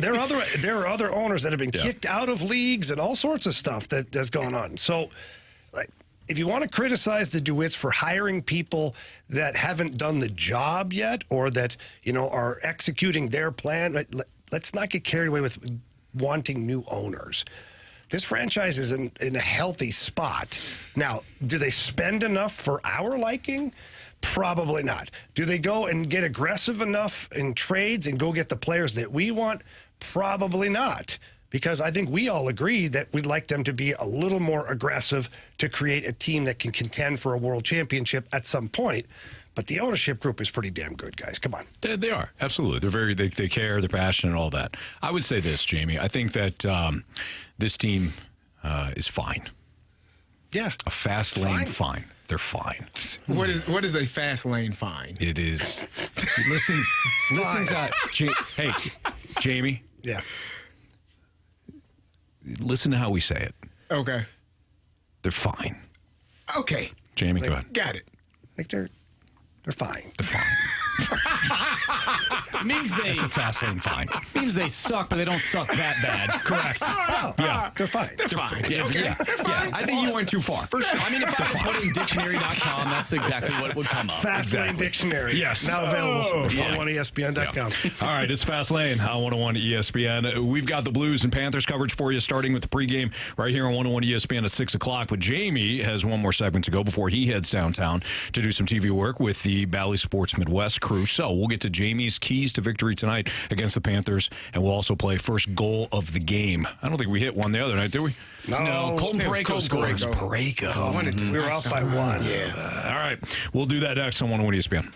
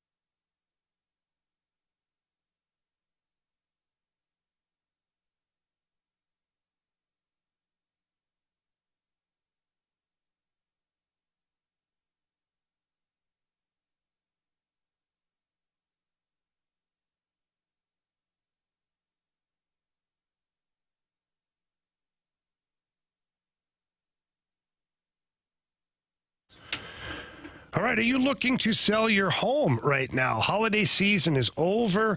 Probably wondering right now, is this a good time to list my home? Of course it is. But you got to go and call Gloria Lou with your home sold guaranteed realty. She is the best in the business, and she has several options for the buyers. One that I love is guaranteed sales. That's where Gloria Lou sits down with the home seller, and they agree upon a price, and then Gloria Lou sells the house for that agreed upon price, or she buys it herself, and she guarantees all of that in handwriting. And why is she so confident? Because Gloria already has the buyers. She's got thousands of buyers in her database. That drives way more traffic to your listing, hopefully drives up the price, maybe multiple offers, more money for you at the end of it all, and you'll be thrilled that you called Gloria Lou. And all you have to do is give her a call on this number. Tell her Jamie Rivers sent you. That number is 314-325-6888. Again, that's 314-325-6888, or you can visit GloriaHasTheBuyers.com. Conditions do apply. Gloria and the seller must agree upon the price as well as the possession date.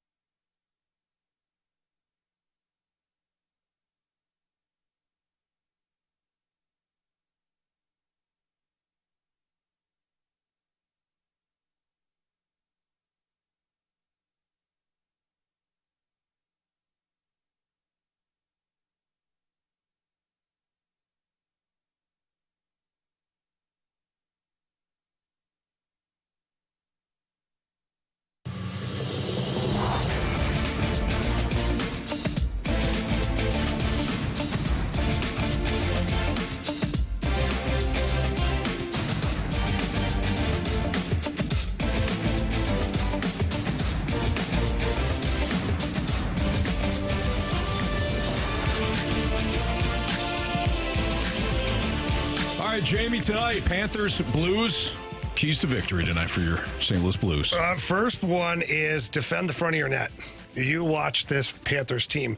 They throw pucks at the net from everywhere, and they have bodies in front of the net the whole time. Do they have a guy or two that usually gets in front of the net consistently? Yeah. Couple of guys. Okay. One guy in particular. He's pretty good, too. You may or may not recognize his last name. It's Tkachuk. And heard him. Yeah, he's been on fire here lately, too. He's picking up a lot of points here. He was kind of slow in the point department to start the season, but talking to their coaches and whatnot today, they just said that he really focused on playing really good defense because they had two of their star defensemen out, and he wanted to make sure the forwards were contributing. So sacrificed offense for defense, and now that those guys are back, he's back on the offense train. So watch out for him. Watch out for Bennett. Watch out for Reinhart. Those guys will all find their way to the front of the net tonight. So defend the inside of the ice, and specifically the top of the paint in your own end. Two is you have to watch their defensemen. Brandon Montour loves to join the attack all night long. Aaron Ekblad is a guy who likes to be a part of it. They've got some guys with some get up and go back there. So the forwards are going to have to be aware at all times of where those guys are. And in return for this Blues team, it's getting pucks and bodies to the net again. You know, they've played in some low-scoring games here recently, a lot of 2-1. 5 out of their last 6 have been, the score has been 2-1. So you're playing in some defensive-minded games, which means you're going to have to try and generate more offense, and that's the way to do it. So those, to me, are the 3 keys. All right, beautiful. Very nice. You ready? I'm ready. Let's do it. Let's go, boys. We need you to score more goals. Get those loose pucks. Thomas to Cairo. Score! Goal! No big deal. Game winner. All right, Carey. You got your feet wet the other night. Yeah. First score of the game. We did not hit it. We did not. Nope. It's hard, though. I mean, it kind of a lot is. of players. Yeah. So I think I'm going to go. This is going to shock you, Jamie, and you're gonna be able to say I called it. Power play goal by one Pavel Buchnevich tonight. I like that. Pavel Buchnevich. The Booch, by the way, he shaved, guys. Clean shaven for the first time that I've ever known him. That's even better for me. Well, less wind resistance. He's going for speed now. You fly through there. Yeah, it's like Michael Phelps out there tonight. Yeah. Watch him go. Yeah, yes. Jamie? Like it. Yeah. Who's your pick? My pick is Braden Shen. He has been snake bitten, to say the least. He's been in a dry spell for quite a few games, but scored the game-winning goal on a shootout winning goal the other night for the Blues. Doesn't get credit in the stats, but the team wins the game. I think that right there is a little bit of the monkey off the back for Braden Shen. I see him scoring first tonight. All right. Marsh. I got to go with the guy that's been getting a ton of heat on the internet. That's Kevin Hayes. Kevin Hayes, Well, I shouldn't have said that about shouldn't have talked the Flyers kid out of not playing for the Flyers. He did. Stop it, Anthony. Oh, he didn't. Oh, okay. That's Stop right. it, So somebody just made up crap. Don't people take that stuff seriously around Clearly. Yeah. Not around here. We do a better job. Well, not here, but you know. We do a better job. We do. He scored on the day after his late brother Jimmy, his 34th birthday. He scored on that day. So when he has emotion in him, I think he comes to play. I think tonight will be something similar. So I'm rooting for the guy. I like it. Jamie, I like Braden Shen. Thank you. To assist. Oh, what? Jake Neighbors on the first goal tonight. Jake the Snake Neighbors is my pick. Interesting stat for you guys on Jake Neighbors. So, Jake Neighbors is third on the team in hits, body checks this year. He makes his living where, Anthony? In front of the net. Front of the net. He's battling. He's got scars and cuts and all that stuff on his face. How many penalty minutes do you think Jake Neighbors has this year? 18. 0. 18. Marshy? I'm going to go with Carey. He seemed pretty confident about that 0. 0. Carey. Jeez. You jinxed. We got another. No, you're right. I did. Carey, it's just customary to say. You know what? I like that he's prepared. Do we want to be right? I like that he's prepared too, but you excuse yourself. You say, I already saw this. I don't want to. Sorry. I don't want to participate. Now I know the rules. I want to be right. He wants to be 100% right. There's no ties here. Jake Neighbors has 0 penalty minutes, which is crazy to me. John Kelly and I were talking about it this morning. It's crazy because he plays so aggressive. He's not afraid of the scrums. He gets in there. He grabs guys by the head like he's protecting his teammate. All this stuff. And he's got 0 penalty minutes, which means he's playing the game the right way. He's not lazy out there. But you think you're third in the team in hits. At some point, you might crack someone in a compromised position to where the referee's like, that's not going to fly. But Jake Neighbors told John Kelly this morning, he says, he's like, I feel like I need a scrap here soon. So think of what you want. Think of that any way you want, but we'll see. Hey, as long as you put the first goal in, I don't care what you do the rest of the game. He does a pretty good job at drawing penalties, too. Yeah, he does. And that's from what you said, working hard. You're in those puck battles. You come out with the loose pucks and maybe you get tripped up or whatnot. So I mean, that goes a long way for this team. That's why you got to be aggressive. You can't be stupid, but if you're an aggressive player, Jamie, I would have to imagine, and Carey, I'm sure it was the same way in football. If the other guy knows you're going to be aggressive, they're either going to make a business decision and get the hell out of your way, or they've got it in the back of their heads that they almost have to ramp it up too. And I think they it could usually be a get good out thing. the way. I remember telling a story. I don't know if you were here, Carey, or not, but I remember looking across at a face-off, looking across at a guy at the end of the game, knowing, like, he won't make eye contact. I knew at that point I won. I got you. Or the guy that you're going to the corner for the loose puck, and he kind of taps the brakes just a little bit and lets you get there first. That's the guy who's like, I'm not getting involved. I don't want to be a part of that. Yeah. A little too violent. Or I've had enough of this guy hitting me all night. What did you and Mike used to say, walking him out the club? Oh, yeah. You got walked out the club. Take him out the club. You throw him out the club. Yeah. Yeah, that's what you do. You get him in there, just throw him out. When they try to blitz or try to rush the quarterback, when you see someone finish a block and the defender goes the other way, that's like throwing a person out of the club. Like the bag toss. Yeah. Throw him out the club. Get out of there. You don't belong here. I used to have the distinct pleasure of watching, like, if the Rams were on the road and we had me, Michael Young, and Carey had the post game, watching the games with CD and Michael Young, and some of the lingo you guys had was hilarious, but that was one of them. Yeah, throw him out the club. Oh, the Michael Young? Yeah. The Michael old Young. Death Grip himself. The old Death Grip. I remember meeting him very first day I did radio. It was me and Michael Young in here in this studio, and he comes over. And he's a big dude. I knew he played football. And he reaches over, and he's like, crushes my head. I'm like, are we fighting? Is this what we're doing here? Like, is this guy testing me right now? Yeah. It's just like prison Feat of rules. strength. Stare me right in the eye, crushing my head. I'm like, we're going. This radio thing is no And he was like joke. the nicest guy ever. Yeah, he totally is. Is he still scouting? Yeah, for the Rams. For the Rams? Yep. Yeah, good for him. That's what he wanted to do. I know he wanted with the Jets for a little bit. Yeah. Didn't he? Doing a really good job. Yeah, good for him. Good for Michael Young. All right. It's the St. Louis guy, too. Yeah. St. Louis guy. Great dude. Illinois. Like Hazelwood East, but it's okay. We'll forgive him, Carey. At least it's a Hazelwood. It is. Yeah. It's not the Hazelwood. No, it's not, but it's at least one of them. Hazelwood. Counts for something. Jamie, have a good broadcast, man. Thank you very much. All right. Jamie Rivers is heading downtown. You can see him tonight on Valley Sports Midwest as the Blues take on the Panthers. Don't forget, you can listen to the game right here on 101 ESPN. Pregame starting at 6 o'clock. We've got the Gauntlet next.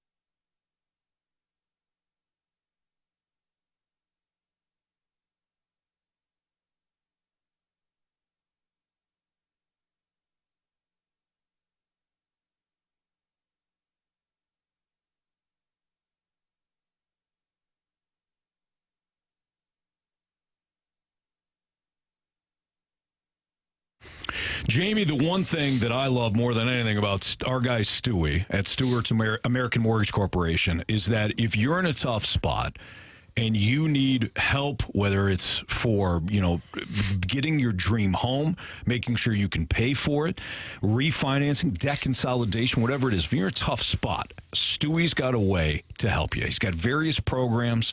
He has different ways to look at a situation and say, you know what, you're leaving money on the table here. Let me help you. So if you're purchasing a home, you're working with a lender already because of your real estate agent, okay, no problem. Get a second opinion, though. Call our guy, Stewie. Yeah, it matters. It absolutely matters. With today, how hard people work to earn a dollar, it makes a huge difference to partner up with somebody like Stewie who's looking out for you. So many people are looking out for their own dollar, their own bank account. Stewie's looking out for you. We know this because we've worked with Stewie now for, 4 years alongside him and listening to the success stories that some of our listeners have had and just the passion and the drive that Stewie has. You won't be sorry. Give him a call on his personal cell phone number. That number is 314-324-4440. Again, 314-324-4440. Yeah, tell him that you heard Anthony and Jamie talking about him and just ask him any question at all. He's got your back. He always has ours. He'll have yours as well. And if you can't remember that number, Anthony, what can you do? You can always Google the Bagel Loan. NMLS number 226715.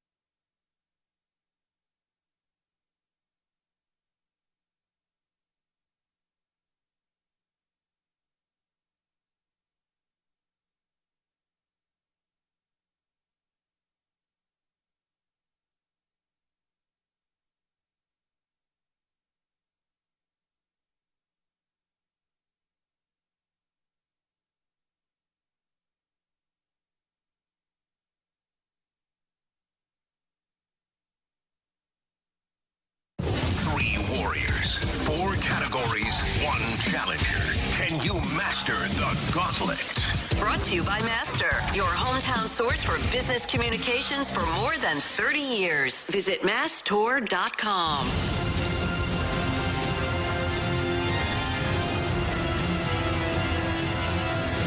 401, your time check is brought to you by Clarkson Jewelers, an officially licensed Rolex jeweler. Time for the gauntlet, but before we do that, congratulations to Morris from Florissant. He won the tickets to go see Billy Joel and Sting. We had the question. Jamie told the story about how Joel Quenneville, back in his playing days, kept shouting to get off the ice because he did not want Jamie to face what star player's line.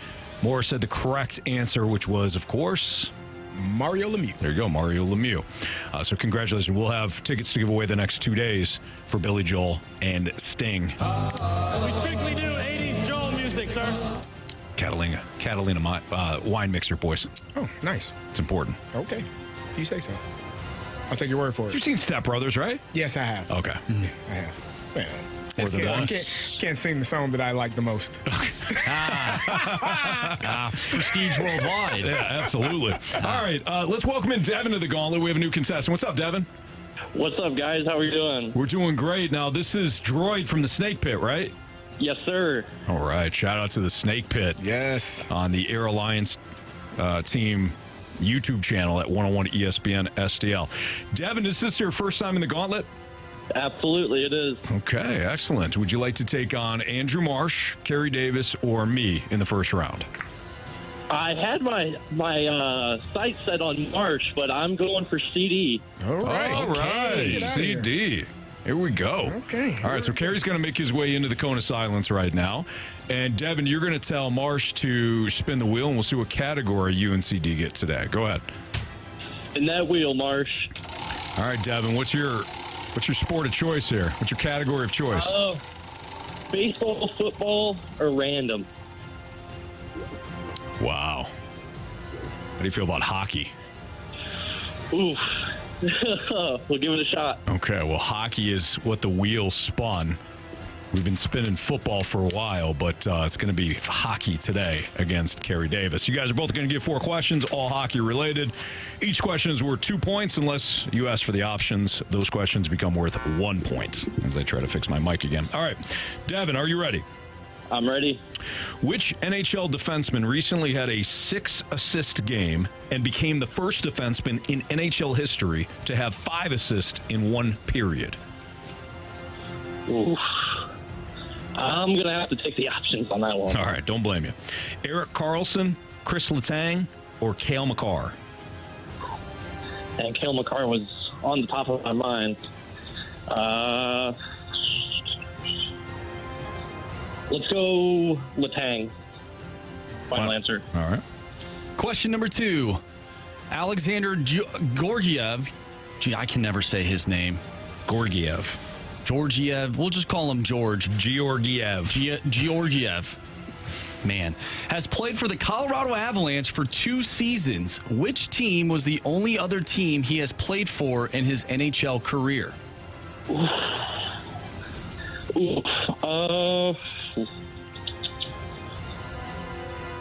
it the Oilers? No. I'm going to need the options. Options are the New York Rangers, the New York Islanders, or the New Jersey Devils. Ooh. I'm going to say 2 New York teams. I'm going to go with the Devils. Final answer? Final answer. All right, Devin, question 3. What is the name of the Blues prospect that is currently playing or did play in the World Juniors for Finland? Oh. Oof. Man, I was just thinking about the other ones from Sweden and Snuggerud from the U.S. I did not look up the Finland one. Oh, the Finnish guy. I think I'm going to need the options. Sure. Marsh, can you read those options to Devin? You might have more of a shot than I will. I mean, I can't even say Georgiev right, even though I just did. Alex Centauri, Kaskamaki, Otto Stenberg. Holy moly. Juraj Pekarczyk. Wow.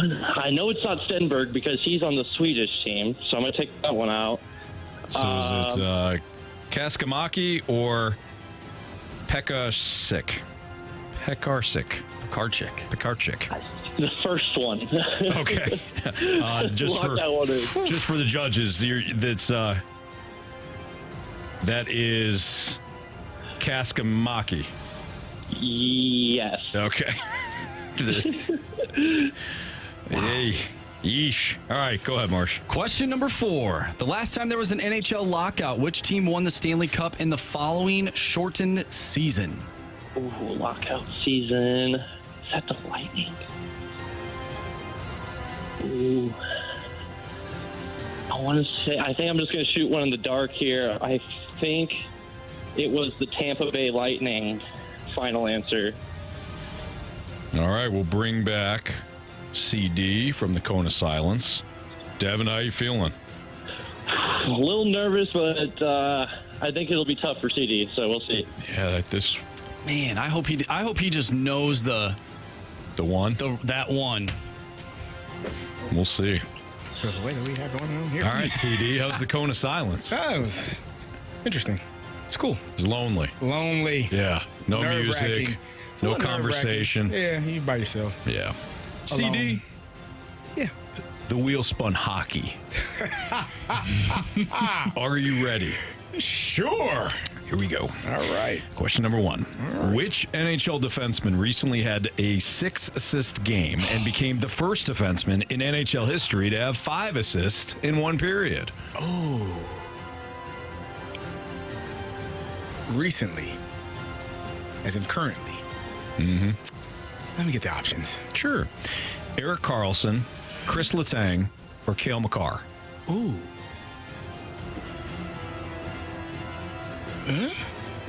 Let's go Cale Makar, final answer. Okay. Question number 2. Alexander Georgiev has played for the Colorado Avalanche for 2 seasons. Which team was the only other team he has played for in his NHL career? Yeah, give me the options. Options are the New York Rangers, the New York Islanders, or the New Jersey Devils. Oh.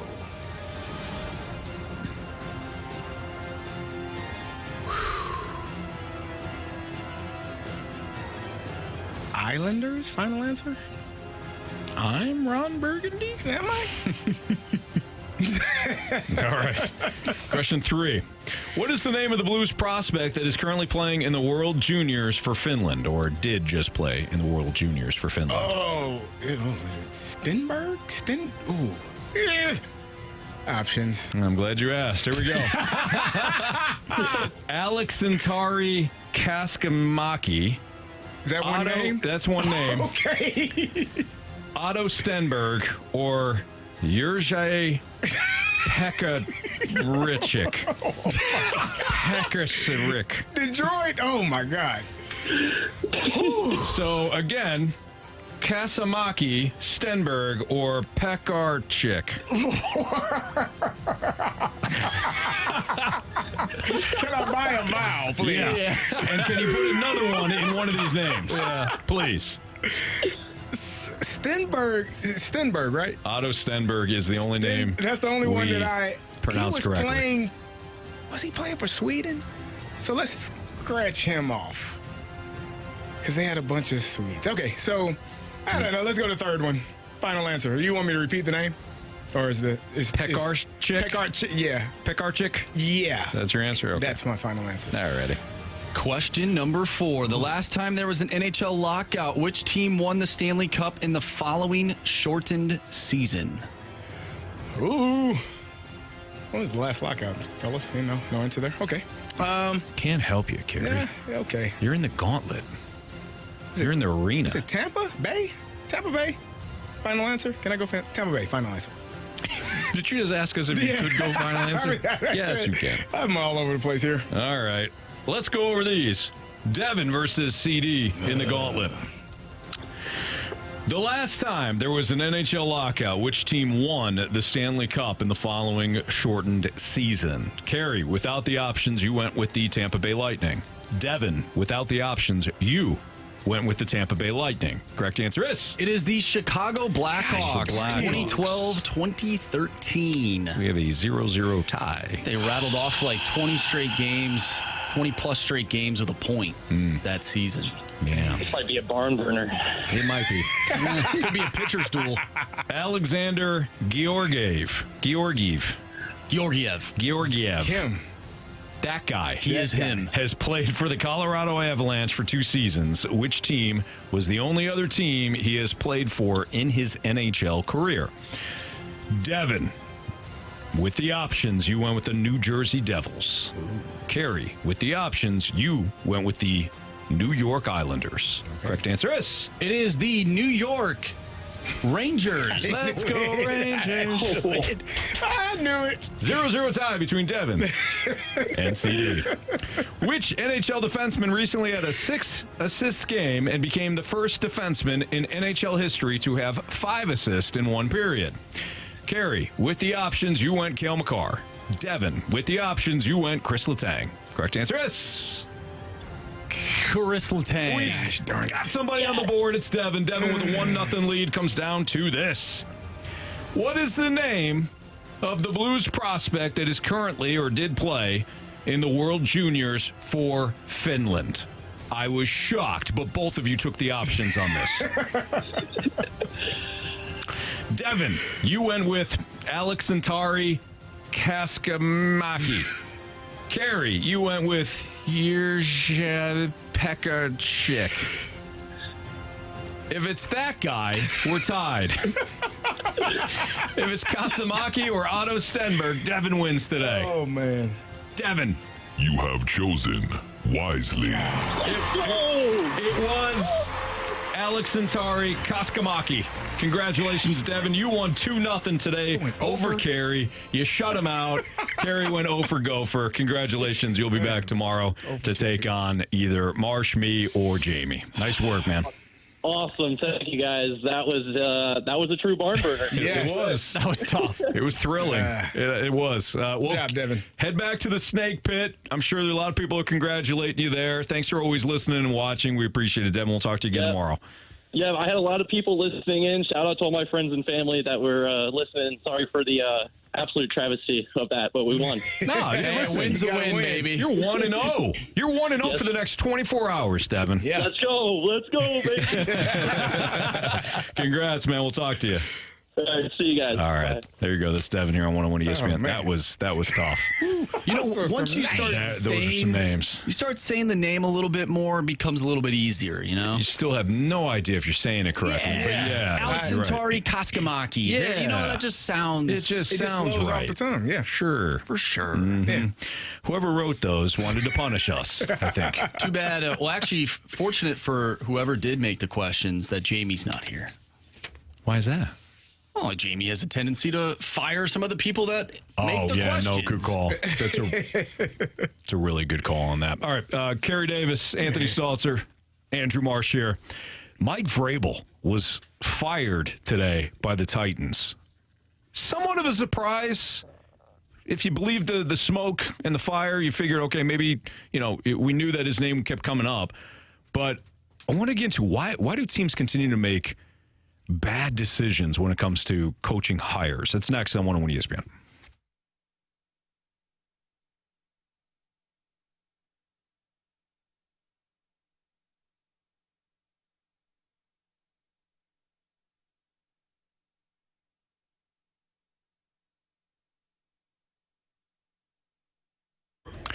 If you're driving around right now and it's bad weather and you're slipping and sliding all over the place, or you try to fire up your vehicle and it's an older car and it won't turn on and you're sick of it, you're done with it, go to AutoCentersNissan.com. Do that first. All right? Don't even go to the dealership yet. Go to AutoCentersNissan.com, peruse the over 700 vehicles, both new Nissans and pre-owned vehicles that they have at their site. Check out some of the deals they have. You're going to be blown away.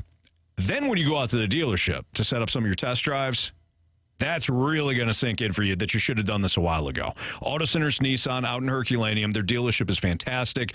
They have all makes, all models, not just new Nissans. They do have different makes and models. So whether you're looking for a car, a truck, an SUV, a van, they've got them. All different price points, fit all different price ranges, and they've got the financing too. 30-day return promise. Within 30 days, if you need to bring the vehicle back, no problem. They'll refund you the full purchase price. And they give you the complimentary lifetime warranty on vehicles as well. Head out there. Tell them Stalter sent you. Or like I said before, start at AutoCentersNissan.com before you head out to Auto Centers Nissan, Herculaneum.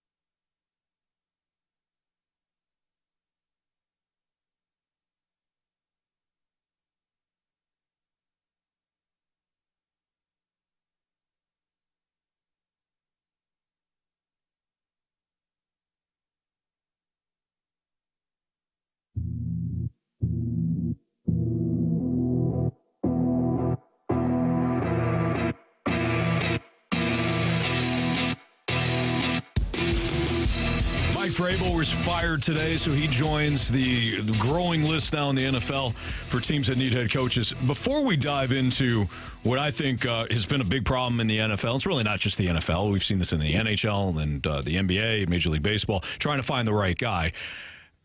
We know the names, I think, a lot more, though, in the NFL. Mm-hmm. But before we get into that, were you surprised, Carey, that the Titans ultimately let go of Mike Vrabel? Yeah, a little bit. I think, obviously the performance that they had the final game of the year, winning that game versus the Jacksonville Jaguars, keeping your division opponent out of the playoffs was a really good win for them. They are a team that is trying to figure some things out, and I think they are potentially headed in the right direction.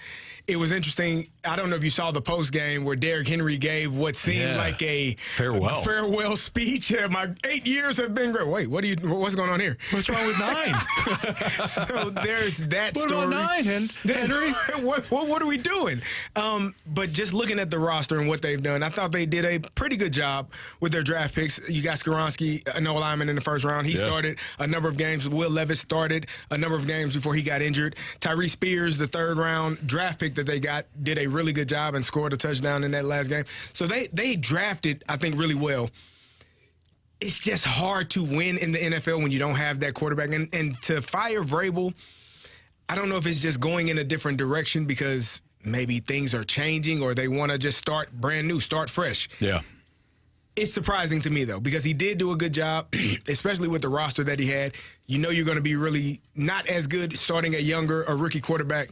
and you're drafting as high as you drafted in the last couple of years. I just thought it was interesting that they decided to move on. So this also plays into kind of the bigger picture, right? So according to The Athletic, Amy Adams Strunk, who's the owner for the Titans, seemingly made this decision because Vrabel wasn't on the same page maybe with the front office. Now, your former teammate, Rand Carthon, is the new GM. And it's not, in the article, it doesn't say that Vrabel was at odds with Rand Carthon or they didn't get along or anything like that. It just, Mike Vrabel wanted somebody else to be in that spot, and there wasn't cohesion from front office to head coach. In fact, in that article, they pointed out, they used Amy Adams Strunk, her words, talking about how successful NFL teams have that cohesion from top to bottom. She's not wrong, but I wonder if there's kind of a reading of the tea leaves there, that Mike Vrabel wasn't going to be on the same page moving forward as her front office, and she just decided, okay, we're going to move on. But I think they just got rid of a really good head coach. Yeah, and sometimes that happens when you don't bring the GM and the head coach in at the same time. They're usually not on the same page. So if you hire a new GM, that's not his head coach. That's not the guy that he wants for the position necessarily. And so maybe there could be some friction. I haven't talked to Rand. I don't know if that was the case, if they didn't get along. But for the sake of working relationships, you try to make it work as best as you can. And maybe Vrabel just didn't see the direction in which they were going. I mean, there's a lot of things that can happen or take place when you're trying to build a roster and trying to win football games, that if the GM and the head coach aren't in alignment and they don't agree, you're going to have a long season and a long couple of years. So Tennessee is obviously, they hired their GM last year in Rand, and they must want to start fresh and let Rand hire the guy that he thinks is best for the position, that can be in alignment with him, building a roster, building a team, and hopefully building a championship. So I want to ask you about, because you played for Mike Tomlin. I mean, Mike Tomlin gets the most out of his rosters, and you guys had some great teams. You won a Super Bowl, so it's not as if the rosters haven't been always good in Pittsburgh. They were great for a while, but let's be honest, he has worked with substandard rosters now for the last couple of years. When you're putting together winning seasons, or at the very least 8-8 seasons when there were 16 games with Duck Hodges as your quarterback, you know what you're doing. Yeah. So I wanted to ask you about why teams get it wrong with the head coach, but let me state this first while you're kind of gathering your opinions on that. I wonder, Carey, if the owners actually get it wrong with the GMs a lot of the times. These guys that come in and they view the draft as, okay, we just got to get the most explosive player and all that, but they don't actually know how to build a winning roster. Not that I do at all. I've never been in that spot. I would fail miserably in that spot. But I do, after observing the NFL for decades, there seems to still be some tried and true to it. You got to find the quarterback. You got to protect the quarterback, and you got to get after the quarterback. And so many of these new GMs, they come in and like, I'm going to get the receiver, and then I'm going to get another receiver, and I'm going to get another playmaker, and that's how I'm going to. No. Like buying a Ferrari without an engine. And then the head coach is like, I can't drive this thing. I've got no engine. There you go. It looks good. It looks great. And then you get fired because the car looks good. Yeah. But if anybody gets in it, we're just going to sit in here and take pictures. Exactly. So I wonder if they get the GM position wrong. But going back to the question I asked you, because you have intimate knowledge on this, why do you think head coaches teams get it wrong with these head coaches? Well, first of all, I don't think there's enough patience in pretty much all the sports. Anything that you're trying to build in terms of a franchise, an organization, a team, it's going to take you 3 to 5 years to get that turnover, to get the guys out that you don't want in there, or that are, whether it's college, they're graduating, or whether it's the NFL, in the NBA, Major League Baseball, their contracts run out, whatever the case may be. It takes about 3 to 5 years to really gather the team that you want. And you look at NFL coaches, they get 3 years. Ron Rivera got 4. Arthur Smith got 3. You're going to, if it's not going in the right direction by the time you get to that 3-year mark, the GM, the owner, they're looking to move on from you. And I think just patience is lacking in a lot of those instances. People talk about Mike Tomlin. He's been there for 17, 18 years and has never had a losing season. And there are fans that want to get rid of him. they would be clamoring for a guy like that in Atlanta, in Washington, Yes. in some of these, in Tennessee, in some of these cities, the Raiders. There are so many organizations that struggle and have such high turnover for coaches that when you get one that you trust and knows how to work well with the GM, build a roster, can win even when they don't have all of their best players, because that's a part of the development as well. I think GMs, owners, you have to hire people. The flashy part is cool, right? The X's and O's, the coaches that can put up all of the numbers, that's perfect.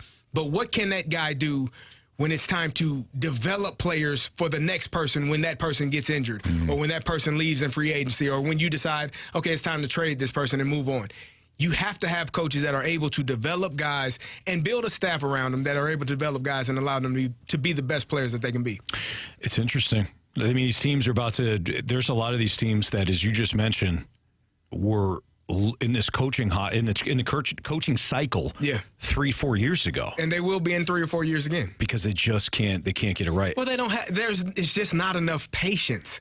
Like if you it's going to take some time for some players to develop into the star players that they're going to be. Everyone does not come out first, second year and they are the best players in the league. Like that, those people are rare. Those are rare finds. Yeah. Sometimes you have to nurture and develop that young player into being a great football player, and you have to put them in situations that allow them to succeed, because Justin Fields is a prime example. I think he's a very good quarterback in a very bad situation. He's had a lot of failure. He hasn't learned how to succeed because the team around him isn't built for success. So when you look at Justin Fields, you say, this is a terrible decision. Maybe if he played on a better team, he would be a better quarterback. It's just about the right environment and the right situation for every player, and that comes from the ownership, GM, coach, hiring the people that need to be hired and put in place. You talk about patience, too, though. How many times do you hire an offensive coordinator with no head coaching experience? You're not training him. No. He's baptism by fire, and if you're not a wonderkind like Sean McVay was with L.A., or name another young head coach. Nathan from Ted Lasso, the wonderkid. I said wonderkind. Old Nate. Yeah, but Nate the Great. If you weren't, it's baptism by fire, and you don't know how to be a head coach. It's one thing to be a coordinator and a play caller, but do you know how to establish a culture? You may have we're going to be physical. Anytime a head coach gets hired and the first thing he says, we're going to be tough and physical, I would fire them immediately. Like, I know I just hired you. The ink is not dry yet. You don't know what you're doing. I'm not saying you have to be physical as a team, but I feel like that is just what everybody says, because that's what you should say. Yeah. You have to be physical and all that, but your GM is going to establish that you have to get the right players in, right? What are you going to do to establish a culture? Yes. And I actually don't blame a lot of these young head coaches that come in and they're wide-eyed, and the owners don't set them up with an assistant head coach. Speaking of Sean McVay, he had Wade Phillips. Yeah. They have Wade Phillips to help him along. Who's first. been around for decades and understands the game. I would do that with every situation. Yeah. Our guy Randy Carricker texted me. This infuriates me. He said, "Did you know that your Falcons are the first team ever," and he put it in all caps, "ever to take a tight end, a wide receiver, a running back in any order with 3 consecutive top 10 picks?" Yeah, so they are Ferrari. Without an engine. That is exactly to our analogy. Thank you, Randy. I did not know that. Ever. Kyle Pitts can't run. Drake London can't run. They're good players, but they can't run. And then they added Bijan Robinson instead of taking, that's what's his face from Philly, the Georgia kid. Oh, not Jordan Davis. Carter. Jalen Carter. Yeah. That's an impact position. You decided, no, we're going to take the running back. Yeah. You don't know what you're doing. You don't. It's bad, and it's what gets people fired. Because as a head coach, at least a head coach, yeah, that's what I'm saying. As a head coach, you have a say in who can be drafted. But at the end of the day, that falls on the GM, and the owner is going to be the one that signs off on it. Okay, yes, yay or nay. Yep. And so if you are building a roster and you take 3 skill positions, 2 receivers, let's say that, because Kyle Pitts is not a tight end. Thank you. He's a receiver. He doesn't block. He doesn't create separation. 2 receivers You took him fourth overall. And one running back. Yeah. That's not a recipe for success. No. Oh, brother, this guy stinks! Exactly. It's Fastlane on 101 ESPN. So we've got a John Fauxzeliak mic drop that was left, and kind of an interesting question based off of what Faux was talking about. That's next on 101 ESPN.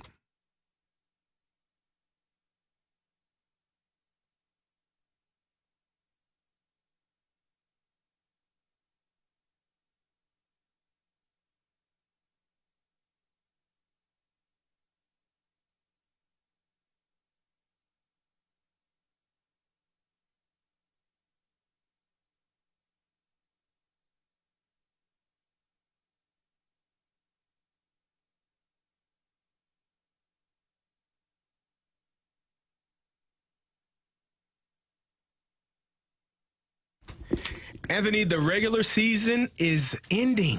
Darn it. It's over. But there's nothing. I mean, nothing. Like NFL Super Wildcard Weekend, 6 games, 3 days. I'm going to be sitting back watching some football. I'm sure you are as well. And for these teams, Anthony, is win or go home. But you'll always have a spot in the playoffs with FanDuel, America's #1 sports book. FanDuel has so many ways for you to get the W. I know it's not a popular pick. I know I'm going to get some flack for saying it.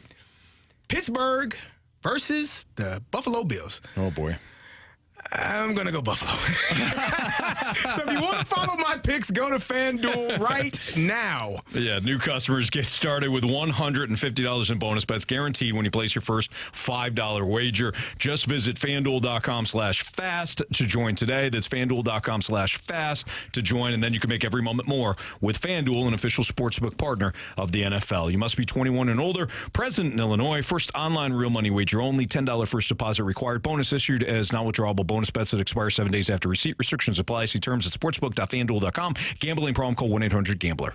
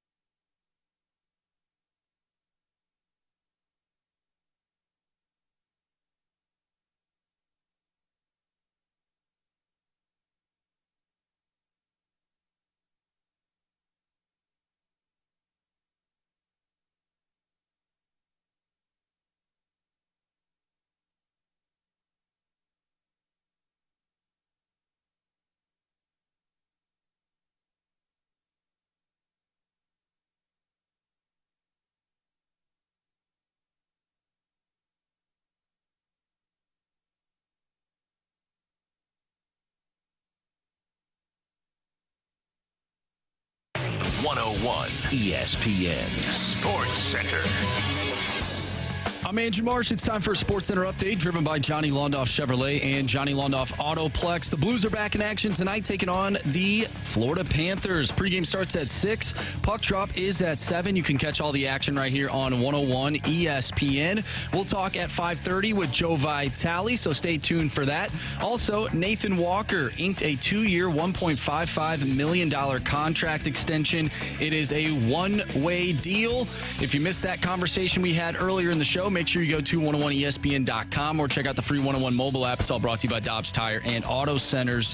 Also last night, Michigan defeated Washington 34-13 to win the national championship. I'm Andrew Marsh, and this Sports Center update is driven by Johnny Londoff. Find new roads and shop 24/7 at Londoff.com and LondoffAutoplex.com. Are you kidding me?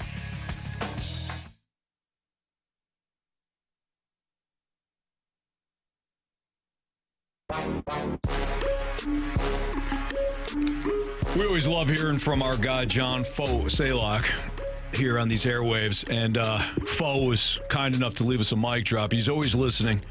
He always wants to offer something. And I love when he talks about Gershie. So let's hear what Faux wanted to talk about today. So, Anthony, I think that, your words are a little harsh, but, I think we did something on top of what we said we were going to do. And, we hired a dog at the front office level, right? And when we hired Chaim Bloom, which is a name I got to get used to, I called him Chaim through the entire interview process. But, I think when you look that he didn't correct me one time, it really kind of reflects, his character and what he's going to bring. And, the difference here is, Gershie, who, by the way, is extremely, insecure. He's on an 18-to-1 text to response rate. And, but Gershie brings an MLB The Show trade evaluator, right? The guy before him brought a password, which actually was pretty cool. We were able to kind of hack into some other teams' databases. Allegedly. But, ultimately, Chaim brings algorithms, right? And, you look at his jawline, he brings a certain pizzazz that this front office doesn't have, right? We have a bunch of dorks, and Chaim, and I think you guys are going to be pleasantly surprised with what he can bring. It's interesting thoughts. Very. I mean, he said that I was harsh, but, I felt like he was... A little harsh himself. Yeah, on his own front office. But Faux, always appreciate you. Has a high standard. Shining in. He certainly does. Yeah, he certainly does. And I could see how Gershie might be a little upset with this Chaim Bloom. You think? Well, according to Faux. Who is next in line? Because Fauxzeliak has one more year after this one? Yeah. Well, two. So it's 2 years. Yeah, so this year and next year. Yes, I believe so. He signed an extension. He signed a 2-year extension beyond last season. Yeah. 24, 25. Is he the next guy in line? I think a lot of fans would like to see Randy Flores be the next guy in line. I'd be great with Randy Flores. Flo has done such a tremendous job with the scouting department here. I don't know. There's much more to being a team president, It probably, Flo would probably have to be a GM first and then the team president. But I wouldn't push back on that at all, assuming that Randy Flores is ready for the gig. But Marsh, you developed kind of a question off of this Chaim Bloom hiring in relation to the Cardinals fans. Yeah. I mean, let's just say that he is the next guy to move into that GM role, right? He's in charge of what the team does. So the question I had was, how would this fan base react to a Tampa Bay Rays-esque model? Carey, I'm going to ask you first because I think based off your reaction, I think the common answer would be anarchy. Yeah. Okay. But I got a different spin on it. Go ahead. Well, I mean, if you have the Rays philosophy, the Cardinals are projected to spend $164 million right now for 2024. Fans are distraught. They are fired up. They are pissed off. Yep. $164 million? That's it? Ask me how much the Rays are planning on spending in 2024. Probably like, how much are the Rays planning on $90 million. That's a lot. That's a lot less. That's a whole lot less. It's a lot less, So Carey. therefore, if that was the motto, Cardinal fans would be irate. Any adjective you can describe just being so over it, done, furious, frustrated, angry, just irate. Yeah. Did you say irate? I said irate, All but right. it's okay. It's a great word. But just all of those things to describe Cardinal fans, if they're this mad now because they didn't go out and spend, money to get Shohei Ohtani or Yamamoto or, any of the other big Aaron Nola, any of the other names that are some of the names that are still available, Blake Snell. Montgomery, those names are not names that will be in Cardinal uniforms because we've heard that they're done. So if this is the motto, and if you brought Chaim Bloom here for that, it won't sit well for the old St. Louis. Look, you and I are in agreement. I agree that that model people would be frustrated with. Here's the reality, though, Carey. A fan base will learn to appreciate and praise any sort of system, model, approach, philosophy that wins. They don't, Carey, I don't think... You got to win championships. If you went certainly. If you made a complete 180 and dropped $60 million worth of salary... Which I don't think they will. No, I don't either. Yeah. But if you did, you better be winning championships. I don't think that Cardinals fans really care about the spending as much as the losing or the average. I would agree with that. Performances. I don't think it's as big of a deal. I don't think they really care. I think you need something to yell at, right? Yeah. You need, and maybe not something to yell at. You need a reason to yell. And the frustration stems from the losing or the overall, just we're complacent. That's what it feels like. We're complacent. They're fine. We're fine. So I need something. I'm frustrated. They don't spend enough. I think we go there because we're ticked off. We don't really care. Because they don't win enough. Correct. And the assumption is spending more equates to winning more. Even though we know that it doesn't. That it doesn't necessarily mean that. Well, look at the World Series this year. You have two completely different style of teams and how they were built. You had the Texas Rangers, who spent a lot of money. Yes, and won. And won. And then you have the Diamondbacks, who made it to the World Series, and they got in. The whole just get in, anything can happen. Yeah. There's example A. You think Diamondbacks are irate because they didn't spend? Now, maybe some of them are like, well, if you spend more, you'd win. Sure, but you're always going to have that group that's always going to look at, well, you didn't win it, so therefore you're doing it wrong. I don't think there's any expectations, though, in Arizona compared to here. Who would be the last team? I'm looking at this list right now. Who would be the last team that you said wasn't a big spender to actually win the world? Would it be the Kansas City Royals in 15? I mean, because you got absolutely Rangers, Astros, Braves, and they went Dodgers, to back-to-back Nationals. World Series. I mean, they were one. Who was it? Moustakis or Hosmer? I think it was Eric Hosmer. There were one Eric Hosmer not taking third base away from winning back-to-back championships. And they had a hell of a bullpen. You think that the Royals fans were irate because they didn't spend? No, they had a model and they appreciated it, and they got a championship. It doesn't matter. You just have to win. But it's hard to win if you don't spend. It's hard to. Man, it's about the better players. Everyone gets so enamored with who's the head coach, who's the manager in this sport. Who the hell cares? Because if Nolan Arenado and Paul Goldschmidt don't hit, guess what? It don't matter who the manager is. He can't take the bat for them and perform. He didn't tell them to hit, though, Carey. That's the problem. He's telling them take. Okay. Do you think the fans need to start yelling? You know, in hockey games, all the fans are yelling, shoot!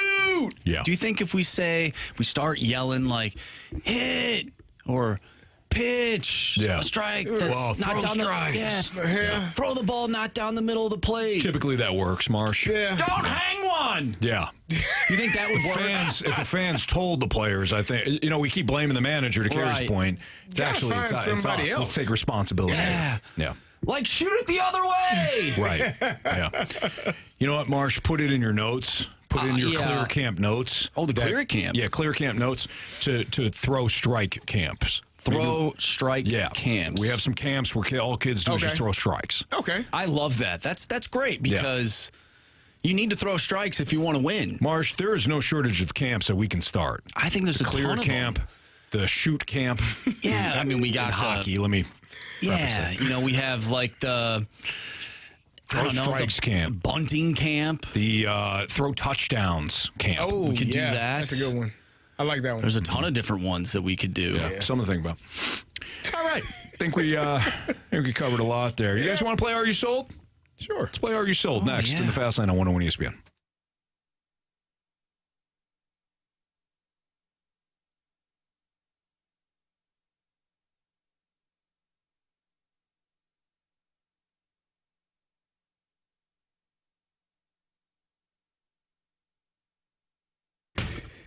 Fellas, listen up. If you are a man that is over 60 and struggling with going to the restroom, let me tell you about my friends over at Mint STL. That is the Midwest Institute for Non-Surgical Therapy. Prostate issues can be a big problem for you. And if you're struggling with the restroom, getting up, going, you could be suffering from benign prostatic hyperplasia or BPH. It's when the prostate gland is enlarged and it reduces the urine flow from the bladder and sometimes blocks it entirely. It can be frustrating. It can be hard to deal with. As men, we don't like to go to the doctors because we just don't like people probing and picking and doing all of the things that come with it. My friend Dr. Akinwande at Mint STL can help you. He has a minimally invasive procedure that helps treat BPH and will literally help get you going again. The prostate artery embolization procedure is something that begins to shrink the prostate within 24 to 48 hours, and over a 6-month period, the prostate can reduce in size by about 40%.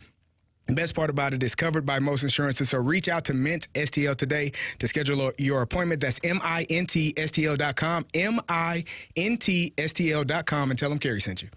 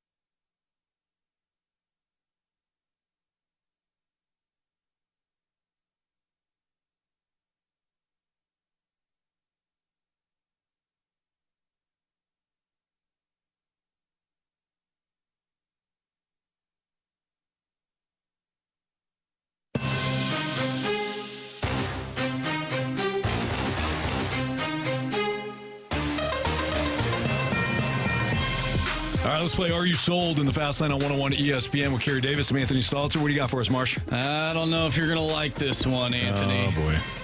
From the 314. Are you sold that Anthony doesn't know what he's talking about when he says spending doesn't equate to winning? When you have to go back to 2015 to find a World Series champion that didn't spend a nice amount of money to win. You don't have to spend San Diego Padres or Los Angeles Dodger money, but you do have to spend more than what the Cardinals are willing. This is why I said spending doesn't necessarily equate to winning. I heard you. I kind of heard you. I'm only responsible for what I say, not for what you hear. That is a key point, sir. It doesn't necessarily equate to winning. The Rangers just won with one of the top payrolls, so obviously I couldn't just come out and say you can't spend. See, this is I feel like anytime we talk about the spending as in relation to the Cardinals, there are certain fans. There's a group of fans that as soon as we don't start talking about how the Cardinals don't spend enough money, they tune out, they get angry, and then they just start spitting out stuff that is unrelated to what we're talking about or semi-related to what we're talking about. I'm not trying to hurt your feelings, people. What I'm saying is there are more than one ways to win. Do I think the Cardinals are doing it right? No. No, I don't. Do I think they're leaving opportunities on the table consistently? Yes. This is why I get ticked off all the time when I talk about how they just run through the checklist and that's it. We're done. It drives me crazy. But I also am trying to provide more perspective than just, they don't spend enough. They should be fired. Tear down you know what? Turn Busch Stadium into a parking lot. When some of you guys don't hear that, you get upset. You get upset with me. I want to know what is the number. Like if the Cardinals are thank you. If the Cardinals are projected to spend $164 million, what is the number that is satisfactory for Cardinal fans? Is it 180? They don't have one. They don't have one. 200? Because now you're getting up there, and that's $36 more million. That's a lot of money. Carey, so what's the number? Carey, they can't tell you. Okay. Because they need it to be subjective. Okay. If they say 180 and the Cardinals spend 180 and they don't win, well then they move good enough. Then they'll move the goalpost. Yeah. They won't tell you. They know in deep down in their huevos rancheros that they cannot spend what the Dodgers are spending or the Phillies are spending. Or, correct. You know what? Won't spend, because that's the other thing people get upset about. Won't spend to the Dodgers level, right? But they can't tell you what they want to spend. This is my overall point. It's not about spending. It's about spending on the right players. It's about the right trades. It's about the right draft selections. There's more than just free agency. But people get so upset when the Cardinals go into free agency and they don't do what they want them to do because they think that's it. That's the only way to win is to go through free agency. And it is not. One of the ways to win is getting the guys on your roster to perform to the level that they are being paid to perform. There's a novel concept. That matters. The guys that are actually on your roster, they're projected to do better than what they aren't doing it. Yes. Well, no, now we blame the coaching staff or we blame... It is all of it. It is not either or. It is an and conversation. Yeah. And they don't spend enough. And they don't ever look at the international market. And they don't make the right trades. And they don't surround it's an and conversation. It's not one thing. So for me, like I said, last season I thought going into the year their pitching staff was okay. You had the injury to Wainwright, not great. You had Jordan Montgomery, didn't start off well. Miles Mikolas had a rough season. Jack Flaherty didn't perform well. But all of those guys, prior to the season, you had pretty good hopes for. Maybe you weren't as high on Adam Wainwright because of the injury to end the 22 season. You're like, this guy is done. He's older. We're done with him. But for the most part, if those gentlemen perform at the level of expectation, the team is better. And so for me, it's always going to fall in the lap of the player doing your job at the highest level. My coaches would tell us, man, our job is to find someone to replace you. Your job is to not let us replace you. That's the battle every single day. That's like the gazelle and the lion. You got to wake up and every single day you got to outrun the fastest lion. And the lion got to outrun the slowest gazelle. Like every single day, that is the mindset as a professional athlete to be your best. And if you aren't, You get traded at the trade deadline. You lose your job. Other people come in and try to replace you. So it doesn't. To a degree, I agree with you. Like, it doesn't matter about how much you spend. Are you spending it right? And are those players performing to the level that they're being paid? Because if there's a lot of money allocated to you, that means there's not a lot of money allocated elsewhere. So you better perform at the level that is expected. Honestly, Carey, we should stop saying spending and we should start saying investing. Are you investing in the right players? Right. Because here's the other thing, too, that nobody seems to talk about. What if the Cardinals did spend more? What if they spend more? Maybe if they got in the top 5. Here's the text. And you bring in those players, and those players don't perform to their contract. You going back up to the front office? No, you blame the players. But we can't, right? Because most people do not blame the players. No one blames the players. They blame the front office. They blame the managers. Oh, well, they blame one guy. They blame the one guy. They always have, every team has a scapegoat. As a thing, as a text from the 636, I'll give you a number, 200 to 210 million. They spend that, I wouldn't be upset. Okay, well, thank you. Thank you. Yeah. Because you're about the only one. There's another one. If the revenue is in top 10 for players. You are, though, right? Aren't you in the top 10 right now? If the revenue is in top 10, the salary should be as well. I think the salary's in the top 10. I think salary is like 16, 18, somewhere in the middle of the pack. For this upcoming season? For this upcoming season, I don't know where they are for the upcoming season. I think they jumped up. But last year, they were right around the middle of the pack, 15. I think they're like 10 16. right now. Let's see. I think they are too. They are 10 right now. Okay. So I just went on this little rant here. So let me thank you. Thank you for giving us an actual 220. All right, cool. At least that's something. Yeah. As a player, they have to spend more. They have to invest in the right players. And those players have to perform. I think the frustration for Cardinal fans, like going into last season, there was the talk that, the payroll will increase. And maybe it increased like $8 million. Yeah. It increased, but it's not what I said. It's what you heard, right? Right. It did increase. It's not to the level that you may have wanted. There you go. But it did increase. That was about expectations. I expected when I heard that you were going to spend $100 million more. Right. That was my expectation. You didn't meet my expectation. Now I'm mad at you. Yeah. Like that's unfortunately a follow-up question. Unfortunately, that's just society right now. Yeah. I had a vision for this, and you didn't meet it. You didn't meet it, so now I'm mad at you. I think instead of looking at the mirror, you're looking in the mirror. When we look at this, the Cardinals, they're not spending right now. I think sometimes we look at it from season to season rather than looking at it from, okay, they could have spent this amount of money when we'll use pitchers for example, like they could have spent this amount of money like 3 or 4 years ago, which in return would have put them in a good position right now. Instead, they didn't want to spend the money on that pitcher, whatever specific pitcher that you wanted, who is now playing well or pitching well, and now it has come back, not to bite them essentially, but hindsight's 2020, but you look at it now and you're like, okay, like we could have used that guy and he would have filled that void that we're looking for right now. What are we? They don't have the foresight. Sure. What are we ultimately talking about though? Finding the right player. Yeah, no, right? Yes. Finding the right player. I don't care what you spend. Did you find the right player? The Rangers did. The Padres didn't.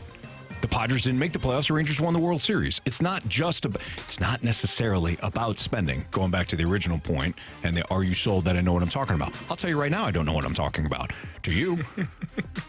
Most of my opinions stink. My pick last night on Washington stinks. I'll tell you when I'm wrong. I'm wrong a lot. But I do know you have to invest in the right players, not necessarily spend to a certain amount. But you feel better when a team spends more. Because you look at the Dodgers, you look at somebody else, and they say, that team's trying. My team is not. The Mets it's about you. The Mets tried, and then they said, How'd they do? You got to fold them. How'd the team do? Trade a couple guys. Trade a couple pitchers. Okay. You traded 2 studs. Because you didn't spend wisely anywhere else. But again, the Rangers won, though. The Rangers did win. It's one example. And they spent. Only one team can win. Right.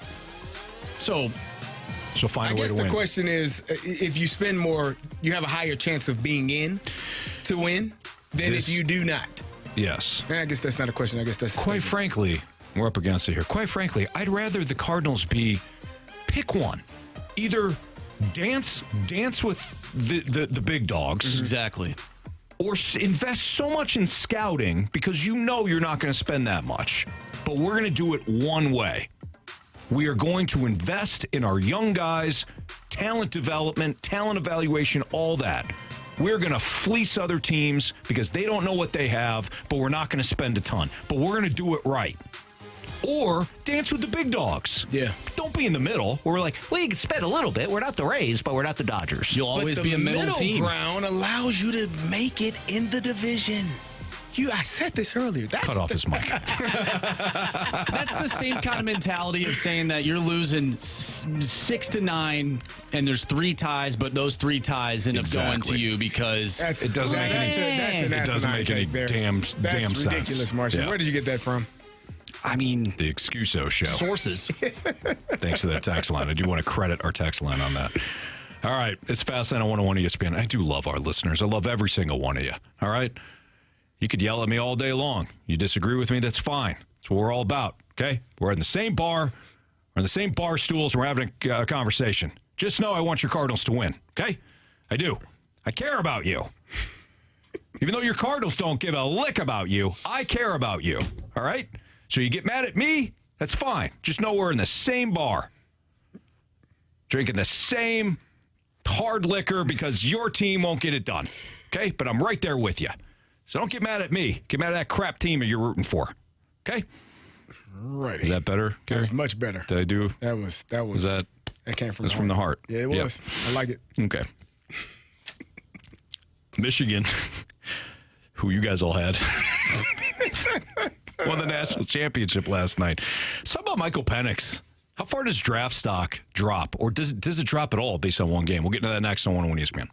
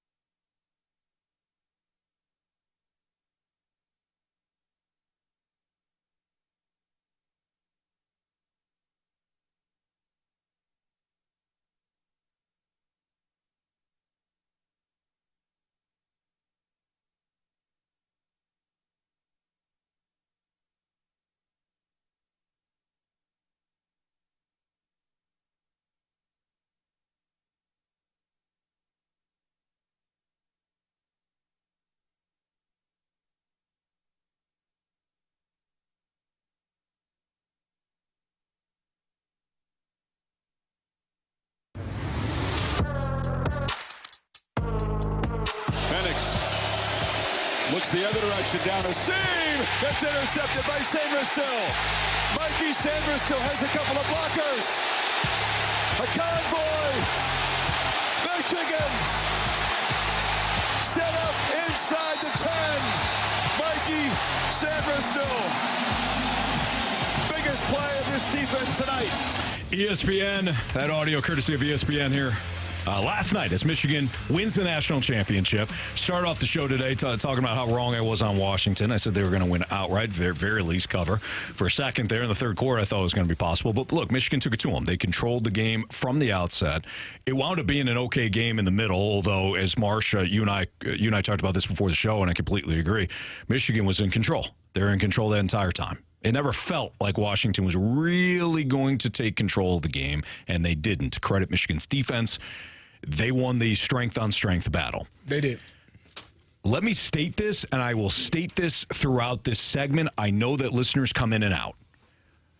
Michael Penix did not lose that game for Washington last night. Washington's offense and their defense in the first quarter lost them that game. Okay? Yes. His offensive line was not good enough last night. It got its rear end handed to him by an outstanding Michigan front four. Okay? Let me state that. It is not Penix's fault. Do you think that his draft stock dropped last night, though, because he did play poorly? Again, not his fault. Yeah. Not all his fault, but he did not play well, Carey. Not at all. I think when you watch that game, you can see a defense in Michigan that was probably one of the better defenses in the country all season long. They led they led all of college football in points allowed per game, 9.5. Yeah. They were top five in everything. They had so many statistical categories that they led in on defense, and one that you can't quantify is being able to tackle one-on-one. That is a tough task, especially for defensive backs.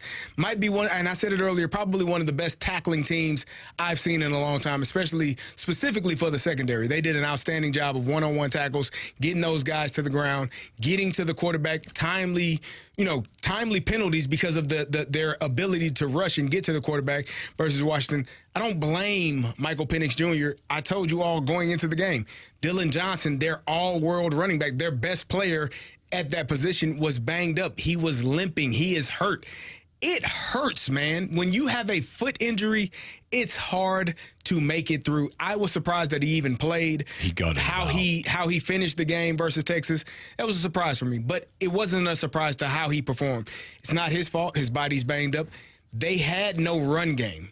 There is nothing you can do versus a defense that is one of the elite defenses in the country, and now you're telling them, hey, we can only do one thing. We can only pass. Cool. Easy for me. Now, there were a couple of throws missed by Michael Penix and the receivers, just not on the same page. But at the end of the day, that's more about what Michigan was and what they did yesterday than it was about Michael Penix Jr. not being a good enough quarterback. I don't think you watch an entire, body of work, including what he did at Indiana, because they had a really good team prior to him getting hurt in Indiana, what he's done his entire career, and say, okay, one game wasn't good enough. We don't think you should be drafted as high as you were potentially slated to go prior to this game. How stupid would that be, too? But guaranteed it's going to happen. Yeah. Look, if you were between two quarterbacks that are you're an NFL team, you're in the top 10, and you're between a couple of quarterbacks. Yeah. And last night, if Michael Penix shells out against the top defense in the nation, he wins the national championship, does it sway you a little bit more in that regard? To that quarterback compared to the other? Maybe. Right? Like that might be kind of a deciding factor that he wins big games, right? You can kind of talk yourself into it. But I completely agree with what you just said about you can't just base it off one game. Was it a big game? Yes. What is the biggest game of his life? Yes. Yeah. Do you factor that in more than the Texas game? A little bit, but look, the Texas game still counts. And when you're looking at a quarterback that is, yes, he's got the injury history. I said I'd take him number one. He's not going number one. He's not. He'll go somewhere in the top 10. Caleb Williams is still in the draft, right? Yes. Okay, so, two knee injuries, the shoulder injuries, that has to be factored in. But Carey, the ball placement, the accuracy, the deep throws, how many quarterbacks do we see at both levels become check down Charlies in these systems? They throw it 4 yards, their completion percentage is 85%, and everybody's like, look at what he did. He didn't do anything. He didn't do a damn thing. Michael Penix throws the ball vertically. He takes shots. He hangs in the pocket. Last night he did so. There were a couple of times where he had to change his arm angle to just get the throw out. Did the same thing against Texas. He's got a lot of NFL traits. Yes, he does. He puts the ball where it needs to be. Again, yesterday, that's a tough game, man. He threw 51 passes. is you probably aren't going, and probably 15 of those came because now they're down and they have to throw. Right. But going into the game, if you only run the ball 20 times, 17 times, not including the 3 sacks that they count on there, 17 runs is not going to be good enough. Your best running back had 11 carries, and then you got 1, 2, 2, 1, 1 spread out amongst other players. It's not going to get the job done. And when I know, as a defense, if I know you have to pass the football, defensive line, get a green light. Go. Best pass rush move, go get to the quarterback. Be gap sound. We're not really worried about him pulling the ball down and running. Be gap sound, be responsible, but best pass rush move, go get the quarterback. Defensive secondary linebackers, get to your drops, eyes where they need to be, eyes on the quarterback, wait for the ball to enter your zone. Or hit the receiver that is in your zone. Michigan did a great job last night of doing all of those things. And when they did get one-on-one matchups, Washington was unable to complete the pass at times. Because why? Because now you probably got an extra guy coming in. He's in the face of the quarterback, making it harder. That's just great defense, man. And I would hate to see, a team or a franchise say, well, he didn't perform well in the big games. You're not always going to get your best performance, especially when the entire team is struggling. You know what would have helped them? More than anything, getting some stops on defense to not allow your team to get down early in the game. So now you're not behind the 8 ball trying to make up and chase down the Michigan Wolverines all game. Carey, you're absolutely right. I don't want to overlook the 2 Big Edwards runs. I will say this, though. I thought the biggest play of the game wound up being, I don't know if it was the first play or the second play of the second half when Penix got picked off. That middle 8 in college football or the NFL is huge. The 4 minutes before half and the 4 minutes coming out of half. You're Washington. You have momentum going into halftime because you scored the touchdown on the fourth down play. Michigan gets the ball back, but they don't have a lot of time, so that kind of doesn't count. You've got a longer halftime because it's the national championship. So that is 30 minutes of real time, 30 to 35 minutes of real time that Michigan's offense would have been on the sidelines. Right. That's why that middle 8 is so important. If they would have came out, Washington, and sustained a drive in the second half to start it, get points on the board, field goal, touchdown would be great, but sustain a drive, and you would have kept J.J. McCarthy, Blake Corum, and Edwards on that sideline for 35 to 40 minutes. That's a huge deal. Yeah. You get out of rhythm as an offense, Carey, you know that. Yes. But instead, he gets pressured, he gets picked off. I thought that was a huge moment in the game. Yeah, there's 3 guys that made that play happen. You have the pressure up the middle, then you have the guy that gets his hand up, tips the ball, and then you have the corner that makes the play. And that was a fantastic catch. It was fantastic catch. I thought there was a ton of this is the game type moments. Yeah. And then it would happen, and then you're like, oh my gosh, there's another one. This is the game type moment. I thought the J.J. McCarthy scramble up the middle was one of those too, because I think he completed 10 passes last night. He just wasn't really That's in a who groove. he is, though. He doesn't have to do anything more than that. To Marsh's point, though, if he gets stopped, they're backed up. Yeah. Washington's going to get good field position. Mm-hmm. That interception you're talking about, first play of the second half. First play of the second half. You go on a 4 or 5 minute drive instead and you get points. I'm not saying Washington wins. 17-10 right there. Yes. So maybe it's 17-13. Maybe it's 17-17. And you kept that offense on the field or off the field for that long. I'm not saying Washington doesn't, I'm not saying Washington wins, but I do wonder if it changes the direction when a little you bit. Talk about that play, look at the play. There's a offensive lineman in his back. Yes, and absolutely. He's falling, collapsing. Now the defensive lineman didn't get that's a pressure, but the defensive lineman literally pushed the guard into the back of Michael Penix Jr. You're absolutely and he threw a terrible pass. That's part of what Michigan was able to create defensively. Definitely. And why they were so good. It was actually the center. He just walked them back. Mm-hmm. And now Michael Penix can't step into a throw. DB makes a great play on the sideline. Yeah, I completely agree. It's a great point. Michigan deserved to win. They controlled the game. They were the better team. Sports 6 back next. Got questions? 314-399-9646. Sports 6 back next.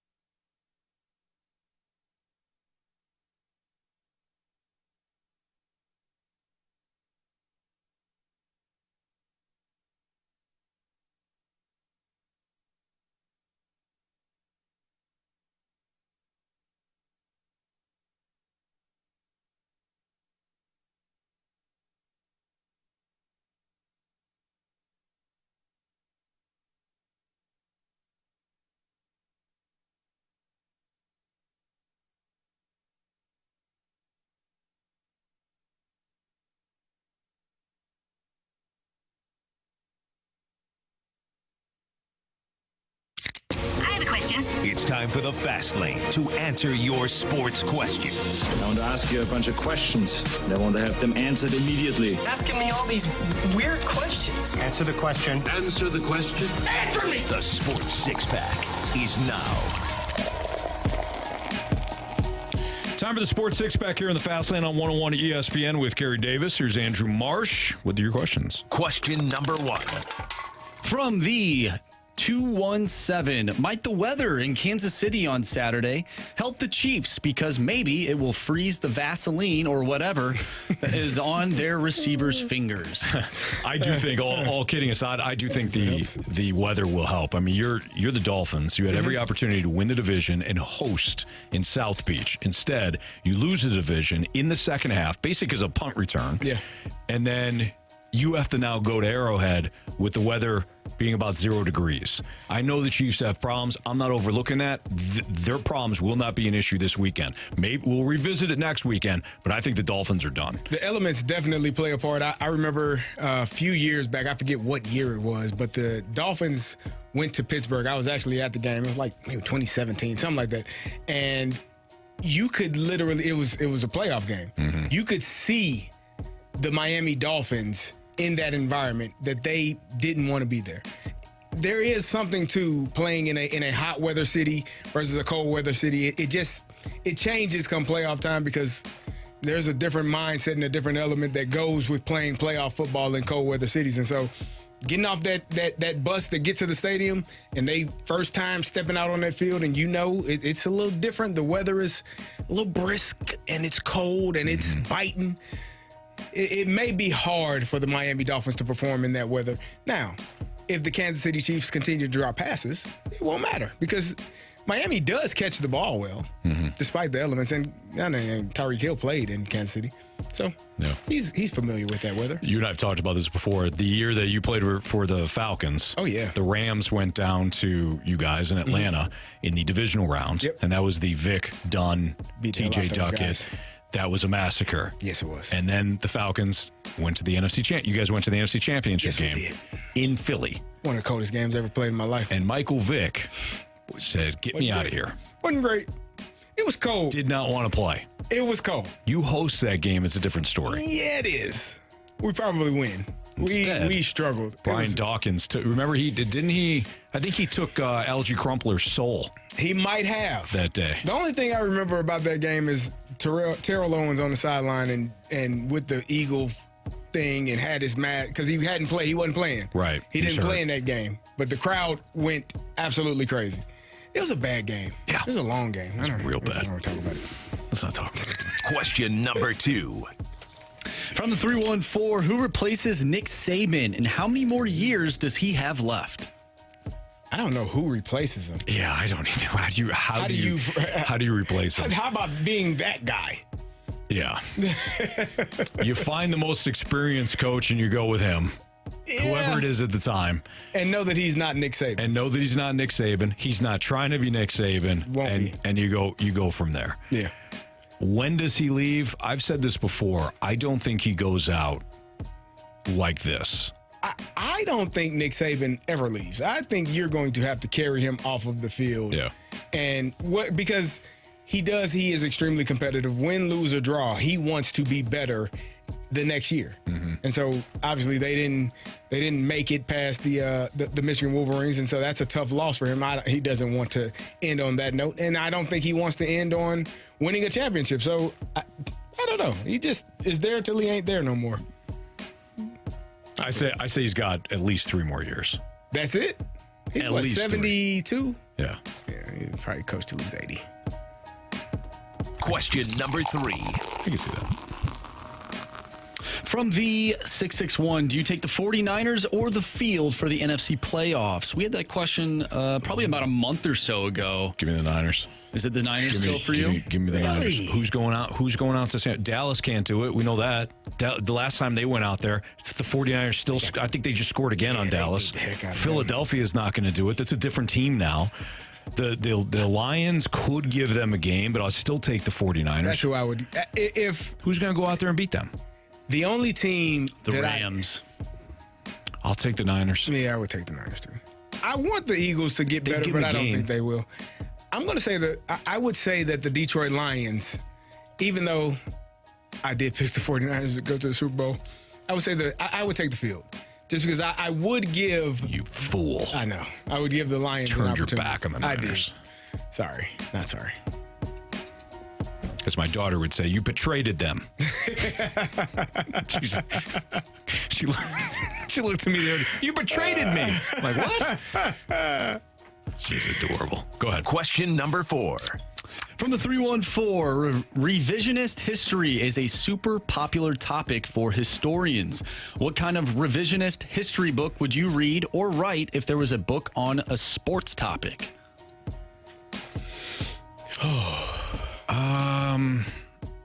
Boy, you could do this with anything. You could do this with any sports moment. The what if this would happen? Didn't ESPN used to do this where it'd say, you know, if this player went to this team? I think so. Ooh, that is a good question. Like, what if Bill Belichick went to the Jets?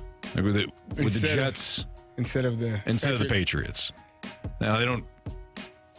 And they'd still take Tom Brady. You know, they draft Tom Brady, but he's a Jet. The Jets have that same. Do they have that same success? Nah, they're the Jets. I'm a believer that. That's kind of what I think. They're the Jets. Like, certain sports organizations will always remain the way they are because of who is ultimately in charge. Mm-hmm. Like MJ. What if That's MJ? What I was gonna say. What if MJ's the number one pick? That year? What if they don't take Sam Bowie? Yeah. Like those are the things where you learn. Oh, well. What if Nike didn't give MJ the deal? Mm-hmm. What if the Pistons don't take Darko Milicic and they take Dwayne Wade instead? Then they probably build a dynasty. They probably keep playing and keep going really well. They probably build a dynasty because they even had they had success after Darko Milicic. Yeah. But they could have started their dynasty earlier. Could have. Yeah. Boy, Darko Milicic, that was a horrible pick. That's a great player. What are you talking about, Anthony? He's a hell of a Hall of Famer. Where you been at? In whose mind? His. Well, that's a problem. All right, we're going to get to Joey Vitale next. We'll talk a little bit about this Panthers-Blues matchup here on 101 ESPN.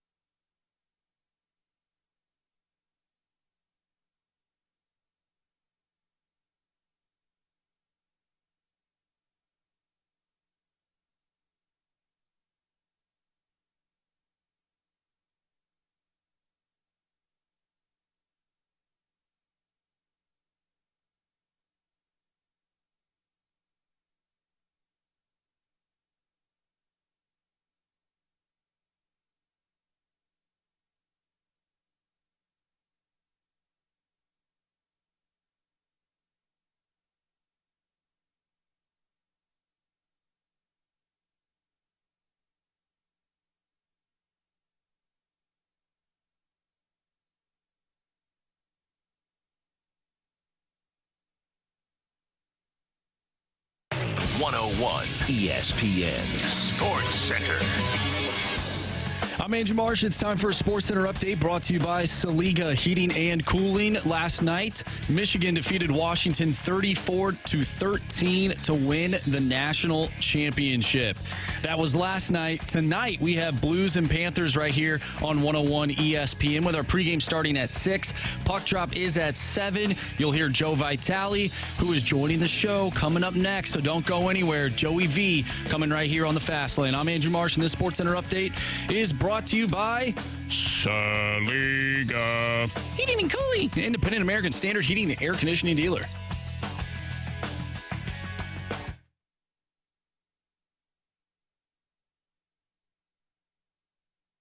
Joey Vitale views things a little differently. Just imagine how he looks at hockey.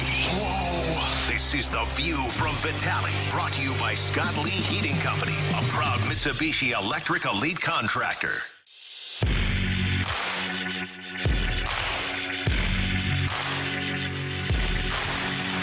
It's a Fast Lane on 101 ESPN with Carey Davis. I'm Anthony Stalter. Blues take on the Panthers tonight. Pre-game show starting in about a half hour right here on 101 ESPN. You'll hear not only on the pre-game, but also, of course, the game play-by-play.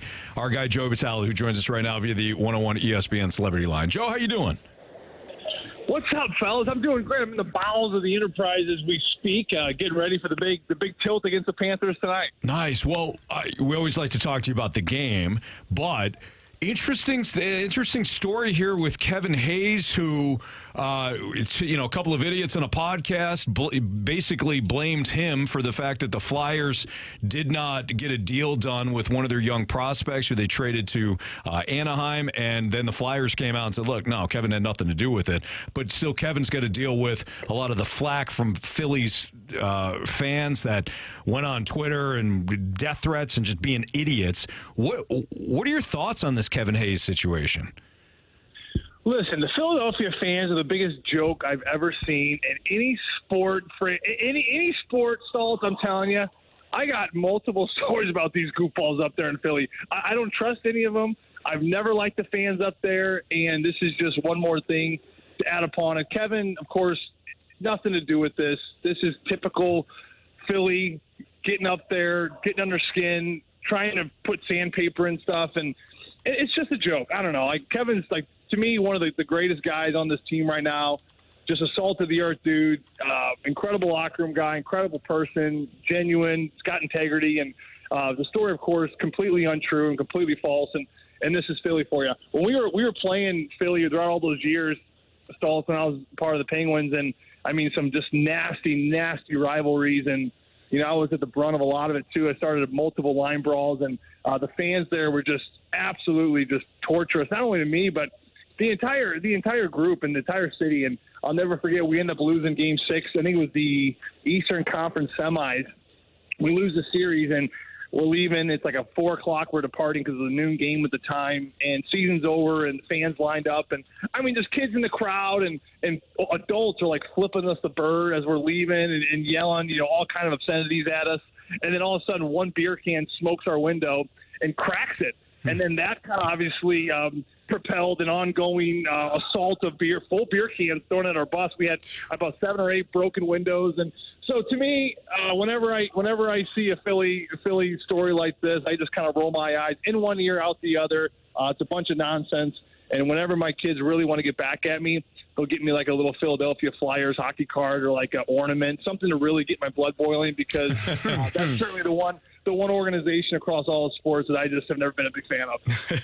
Joey, Nathan Walker signed a contract extension today, and just talk about what that means for him as a player, a guy that's been kind of scratching and clawing to make it, to stay. What does it mean when you get to sign that and actually feel like you have kind of made it?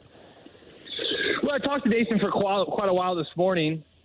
Carey, he's been a journeyman, since he cracked into the league. And, the biggest reason why, and to no fault of his own, is he's not a very big guy, right? He's not very big. He's not very strong. And he's working with the tools that he was put on this earth for. And the fact that he has made it to the National Hockey League at his stature is just saying one thing about his work ethic and, of course, and his consistency throughout all the years. But aside from that, you look at Nathan Walker, and why do you sign him? You sign him and you give him a 2-year, one-way deal and some security, which he's, of course, happy about. His family is happy about. His wife, they have two awesome kids, a 4-year-old and a 2-year-old boy and a girl. So there's obviously some personal security there, which is great. But you sign him because as you move ahead and you look at the future of where Blues hockey's going, he is going to be a huge part of the integrity and the culture of this team. And what I mean by that, he's an outstanding individual. Drew Bannister was the first thing he said this morning when someone asked about him in the press conference. He said, hey, talk about Nathan Walker, big contract. And he said, well, first and foremost, he's an incredible human being. And I think that's, to me, one of the biggest reasons why they figured out a way to sign him when they did. Because, look, you had an incredible prospect showing at the World Juniors. I think you had 44 points between all your 7 prospects. You had the third most prospects going there. You have young talent on this team right now. This team is heading in a wonderful direction. It's got a wonderful future. So it's got all kinds of talent. But you need talent, but you need a couple other things. You need veteran presence, and you need men, you need players, not only with that veteran presence, but you need integrity. You got to have good, outstanding individuals who, of course, are going to be the players that are going to galvanize this group and keep them moving in the future. Joe Vitale joining us right now in the Fast Lane on 101 ESPN. You can hear Joe tonight as the Blues take on the Panthers. Joe, we asked this of Jamie, but what do you also think that this means for some of the younger players that we haven't had an opportunity to see yet? Some of these guys that were just playing in the World Juniors. The signing like this, what do you think this means long-term for the Blues? Well, I think it also is showing, too, that Doug Armstrong is not shy to throw out a contract to willing and able players.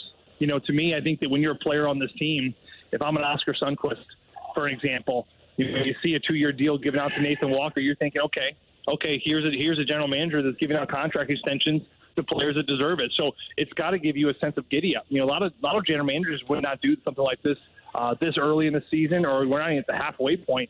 So I think to see that, of course, you look at players around you, of course, that's going to give them some motivation to kind of get up and moving. But on the flip side, you look at all the prospects that are obviously going back to their college and junior rankings now. I think Jimmy Snuggerud had a good game the other night. To me, that prospect tournament, it's got to give them a boost. It's got to give them a sense of confidence that they went to the tournament, big tournament, in front of the spotlight, a ton of people watching, and they thrived. Like Jimmy Snuggerud's example, he thrived in that environment there. He really blossomed. So that's got to give him confidence heading back to college and ultimately help him prepare for when the Blues eventually sign him, which I believe will be at the end of his college season this season. Joey, the Blues are winners of 7 of the last 10 games, but they're facing a team tonight in the Panthers that are winners of 7 in a row. What do they need to do tonight to stop this streak from the Florida Panthers? Well, don't change a thing. Carey, they've done a great job shutting down every other team's top lines over the last 5 games. Aho, invisible. Crosby, invisible. Pedersen, Miller, Besser, invisible. Nathan McKinnon ended a 22-game point streak when they played him here. They've done an incredible job over the last 5 games shutting down the team's top players. A little bit different in challenge here tonight. I think it's going to be the fastest team they've played over the last probably 10 games. Florida is very, very quick. And ever since the Blues beat them in Florida, they have gone on a tear. They haven't lost a game since. So big challenge tonight, fast forwards, and it's going to take a complete full unit of responsibility in the defensive zone, which Drew Bannister up to this point has done a pretty good job against these big teams. Well, Joe, have a great broadcast tonight. We'll be listening certainly on the pregame show and then intermission and the games as well as you get it going here with Chris Kerber. So thanks for joining us. We'll talk to you again next week. Sounds good, boys. You guys have a great week. All right, thanks. You too. It's Joe Vitale here in the Fast Lane on 101 ESPN. Carey Davis, Andrew Marsh. You'll get an opportunity to see Jamie Rivers, too, on Bally Sports Midwest as he's between the benches tonight as the Panthers take on, the Blues take on the Panthers, and, of course, Matthew Tkachuk. We've got Bet the Board picks, plus criticisms and compliments next on 101 ESPN.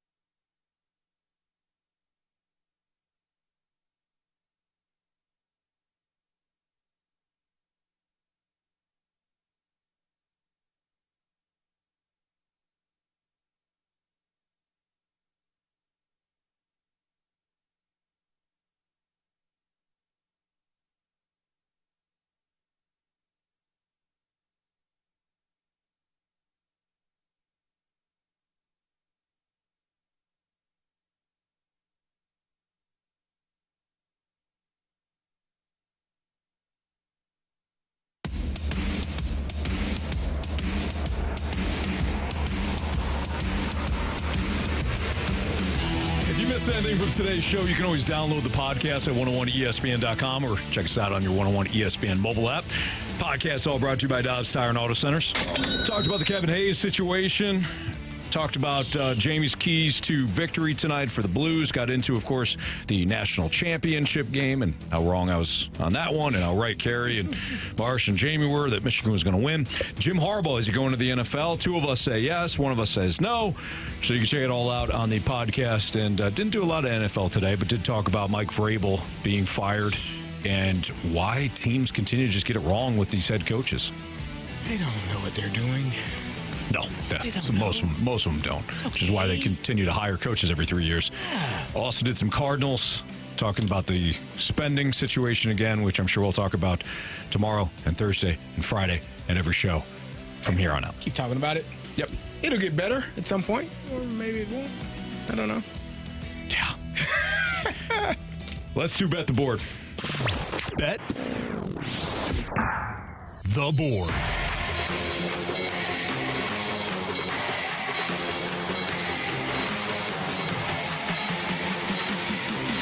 Four picks for your friends. It's time to bet the board with the Fast Lane. All right, so Carey, yeah, great job. You had the clip show last night. They destroyed the Suns. They did. Marsh, you had the first period over 1.5 in the Bruins game. Mm-hmm. That cashed. And Jamie, with perhaps the play of the night with the Canucks, as an underdog at Madison Square Garden. Canucks blew them out. So you guys got points. I had Washington. There's always another opportunity. Had I just taken the under, Carey, like we advised our Fade or Follow contestant, who will be back now on Friday, I would have been okay. Nonetheless, Carey's got a point. Marsh got a point. James got a point. I do not. Carey, go ahead. Well, this is going to sting for some people. I do want to preface this by saying my child does go to Mizzou, so I do pay the University of Missouri. Don't I know people qualify think your thoughts. that I hate the University of Missouri. I do not. Paid them more than I ever paid Illinois. With that being said, Kentucky, 11.5-point favorites tonight over your Missouri Tigers in Kentucky. Taking them points, Carey? I'm going to take it. With Mizzou? With Kentucky. Oh, you're laying it. Yeah, I'm laying it. They are the number 3 team in the country in scoring. I don't know if you know this about me, Anthony. Kind of like offense. Kind of like it. Fair. So I'm going to have to go Kentucky over your Missouri Tigers. Sorry about it. Okay. I'm sorry. Did you feel that way? Oh, Carey. How'd it feel? That was your first one, wasn't it? The second one, I think. Second one? Yeah, it feels great. Good. Like it. It's more fun the more you do it. All right, so Carey's got Kentucky minus 11.5. Is that what they are? Tonight against Mizzou. Rubbing the salt there on the wounds of Mizzou. Really? Maybe a little Maybe the win by 11. That'd make me very upset. They had a half-court shot. It has happened 13, before. I'm going to be upset. Jamie did leave us his pick, which is the Canucks over the Islanders. So he's taking the Canucks in back-to-back games. The Canucks are plus 100 right now. Plus 100. So Jamie has the Canucks. If you're teamed up with Jamie, Canucks is your pick. Marsh, what do you got? Yeah, I'm going to go with Houston over Iowa State. We're at that cusp, right at the border of the minus 150 that we all established. Minus 146. Ooh. Houston over Iowa State money line tonight. Just got it in there, huh? Nice work. Just get it in. Just get in. Just get in. Just get in. Is it get in or get it in? Get it in, I think. Well, depends on the situation. For sure. In this situation, Either though, way, just get it in. Good things could happen. Get the bet in, for sure, if you're on the ill side. Yeah. All right, I'm going to take a risk tonight, guys. Right away, I'm taking the risk. So we just told you that the Canucks were Jamie's pick. Yeah. I'm going to take the Islanders, who are playing the Canucks. So it could be a 2-point swing here. Jamie loses, I win. You could be over. I also could be over, and Jamie could be up 2-0. That's why it's the risk. But here's how I'm looking at this. So the Canucks are coming in. They got the goal scoring. They've been fantastic of late. It's why Jamie went with them last night, why he's going with them again tonight. The Islanders have not played since Saturday, though. So they were off Sunday, they were off Monday, and now they're playing time. Canucks played last night. So we got a team in Vancouver while scoring at will, also could be tired, whereas New York is completely healthy. Not healthy, excuse me. They're rested. They're well rested. I think the Islanders get it done at home tonight. They beat Jamie's Canucks. I get a point. Take one essentially from Jamie. Bingo, bango, bongo. Bob's your uncle. Jamie and I are tied. Another little nugget on that game, since it seems to be the game of the day here in the fast lane. The last 5 matchups that these two teams have played in, the over has hit. The over has hit in the last 5 matchups. Take that information with a grain of salt. In Islanders victories. Islanders versus Vancouver, the last 2 matchups, the Canucks have won 4-3, 6-5. But the last 5 matchups have all hit the over. Okay, well, there you have it. So there's bet the board. So, again, Carey, Kentucky minus 11.5. Yeah. Marsh, you took Houston. Is that who you took on the money line? Yeah, the Houston Cougars. So you got Houston just to win outright? Just to win outright, minus 146. If you put money down, you're probably going to have to put a lot down to get something decent in return. But hey, that's not the case here. Yeah, bet the board. Minus 150 is the cutoff on the odds. So I couldn't have taken Kentucky. They're minus 840. No, that does not count. If it's like 152, we'll think about it. 820, not 840 now? Not going to think on that. That's a no for us. The answer is always no if you don't ask. That's very true. That's a good point. Jamie's got the Canucks. I've got the Islanders. Canucks on one side, Islanders on the other. So there's your bet the board plays. Marsh, what do we got for criticisms and compliments? Yeah, Lisa, Marsh, I just want all of you to be safe and have a good night. But oxygen was cut off in the studio. What? Saying leadership doesn't matter.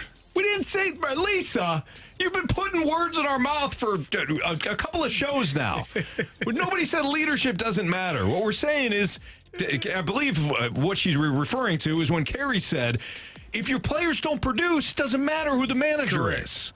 Which is true. Leadership matters, but he ain't going to go taking it back or field one ground ball. And you know that, Lisa. But thank you. We will be careful. You too. We got a criticism about John Fauxzeliak from the 636. This guy is so annoying. Least funny thing ever. Are you this desperate for content? One, yes, of course. We have a 4-hour show. Of course we're desperate for content. Are you kidding me right now? 4 hours. You come in and out. We got to be here all 4 hours, and we love it. But why don't you just talk about the Cardinals not wanting to win for 4 hours? We do. We talk about it a lot. The Cardinals don't want to win? No. Well, they do. Sorry, they do. Just the division. Nothing more. Hang that banner, baby. Yes, we are desperate for content. I like John Fauxzeliak. I think he's funny. He always gets me when he calls Gershie. I agree. Not for everybody, though. We get it. But to answer your question, absolutely, 100%, yes. Are you guys ready for the 3 stars of the day? Yes. Absolutely. Okay, here we go. Here we go. Our 3rd star of the day is the Riz Show's Excuses. That's good performance again by good them. performance. Good Excuses are way of life. They're consistent. The Excuso Show. The 2nd star of the day is Anthony's rant on the Cardinals. Oh, I thought I was going to get my first star. No. It's my rant, though, on the Cardinals. Yes. Okay. Good job. So not me. Not you personally, but not really. Just the rant on. Okay. All right. I'll take it. And today's first star on the fast lane, Tuesday, January 9th, 2024. Thanks to Droid's big win, a barn burner in the Gauntlet, the best fans in radio. First star goes to the Snake Pit. Yes, I like that a lot. I like Snake Pit. Love the Snake Pit. Great group of guys and gals. Carey, was that your first experience with hockey in the Gauntlet? Yeah, that was rough. That one was rough. That was rough. Yeah. Hey, I didn't know. It was a pitcher's duel. You didn't have it. You cardinaled it. You know. I tried. I tried my best. So day drinking Brian from the Snake Pit after Droid's big win said, "I feel like my favorite teams just won." The Snake Pit. They absolutely stick together, which we appreciate. In the Snake Pit, what we're talking about is the Air Alliance team. on the YouTube channel at 101 ESPN STL. They call themselves the Snake Pit in the chat room. Hey, we got Blues hockey right now. Blues, Panthers, pregame starting in less than 5 minutes for Andrew Marsh, Jamie Rivers, Carey Davis. I'm Anthony Stalter. Appreciate everybody listening, tuned in, and watching us. We'll see you tomorrow, too.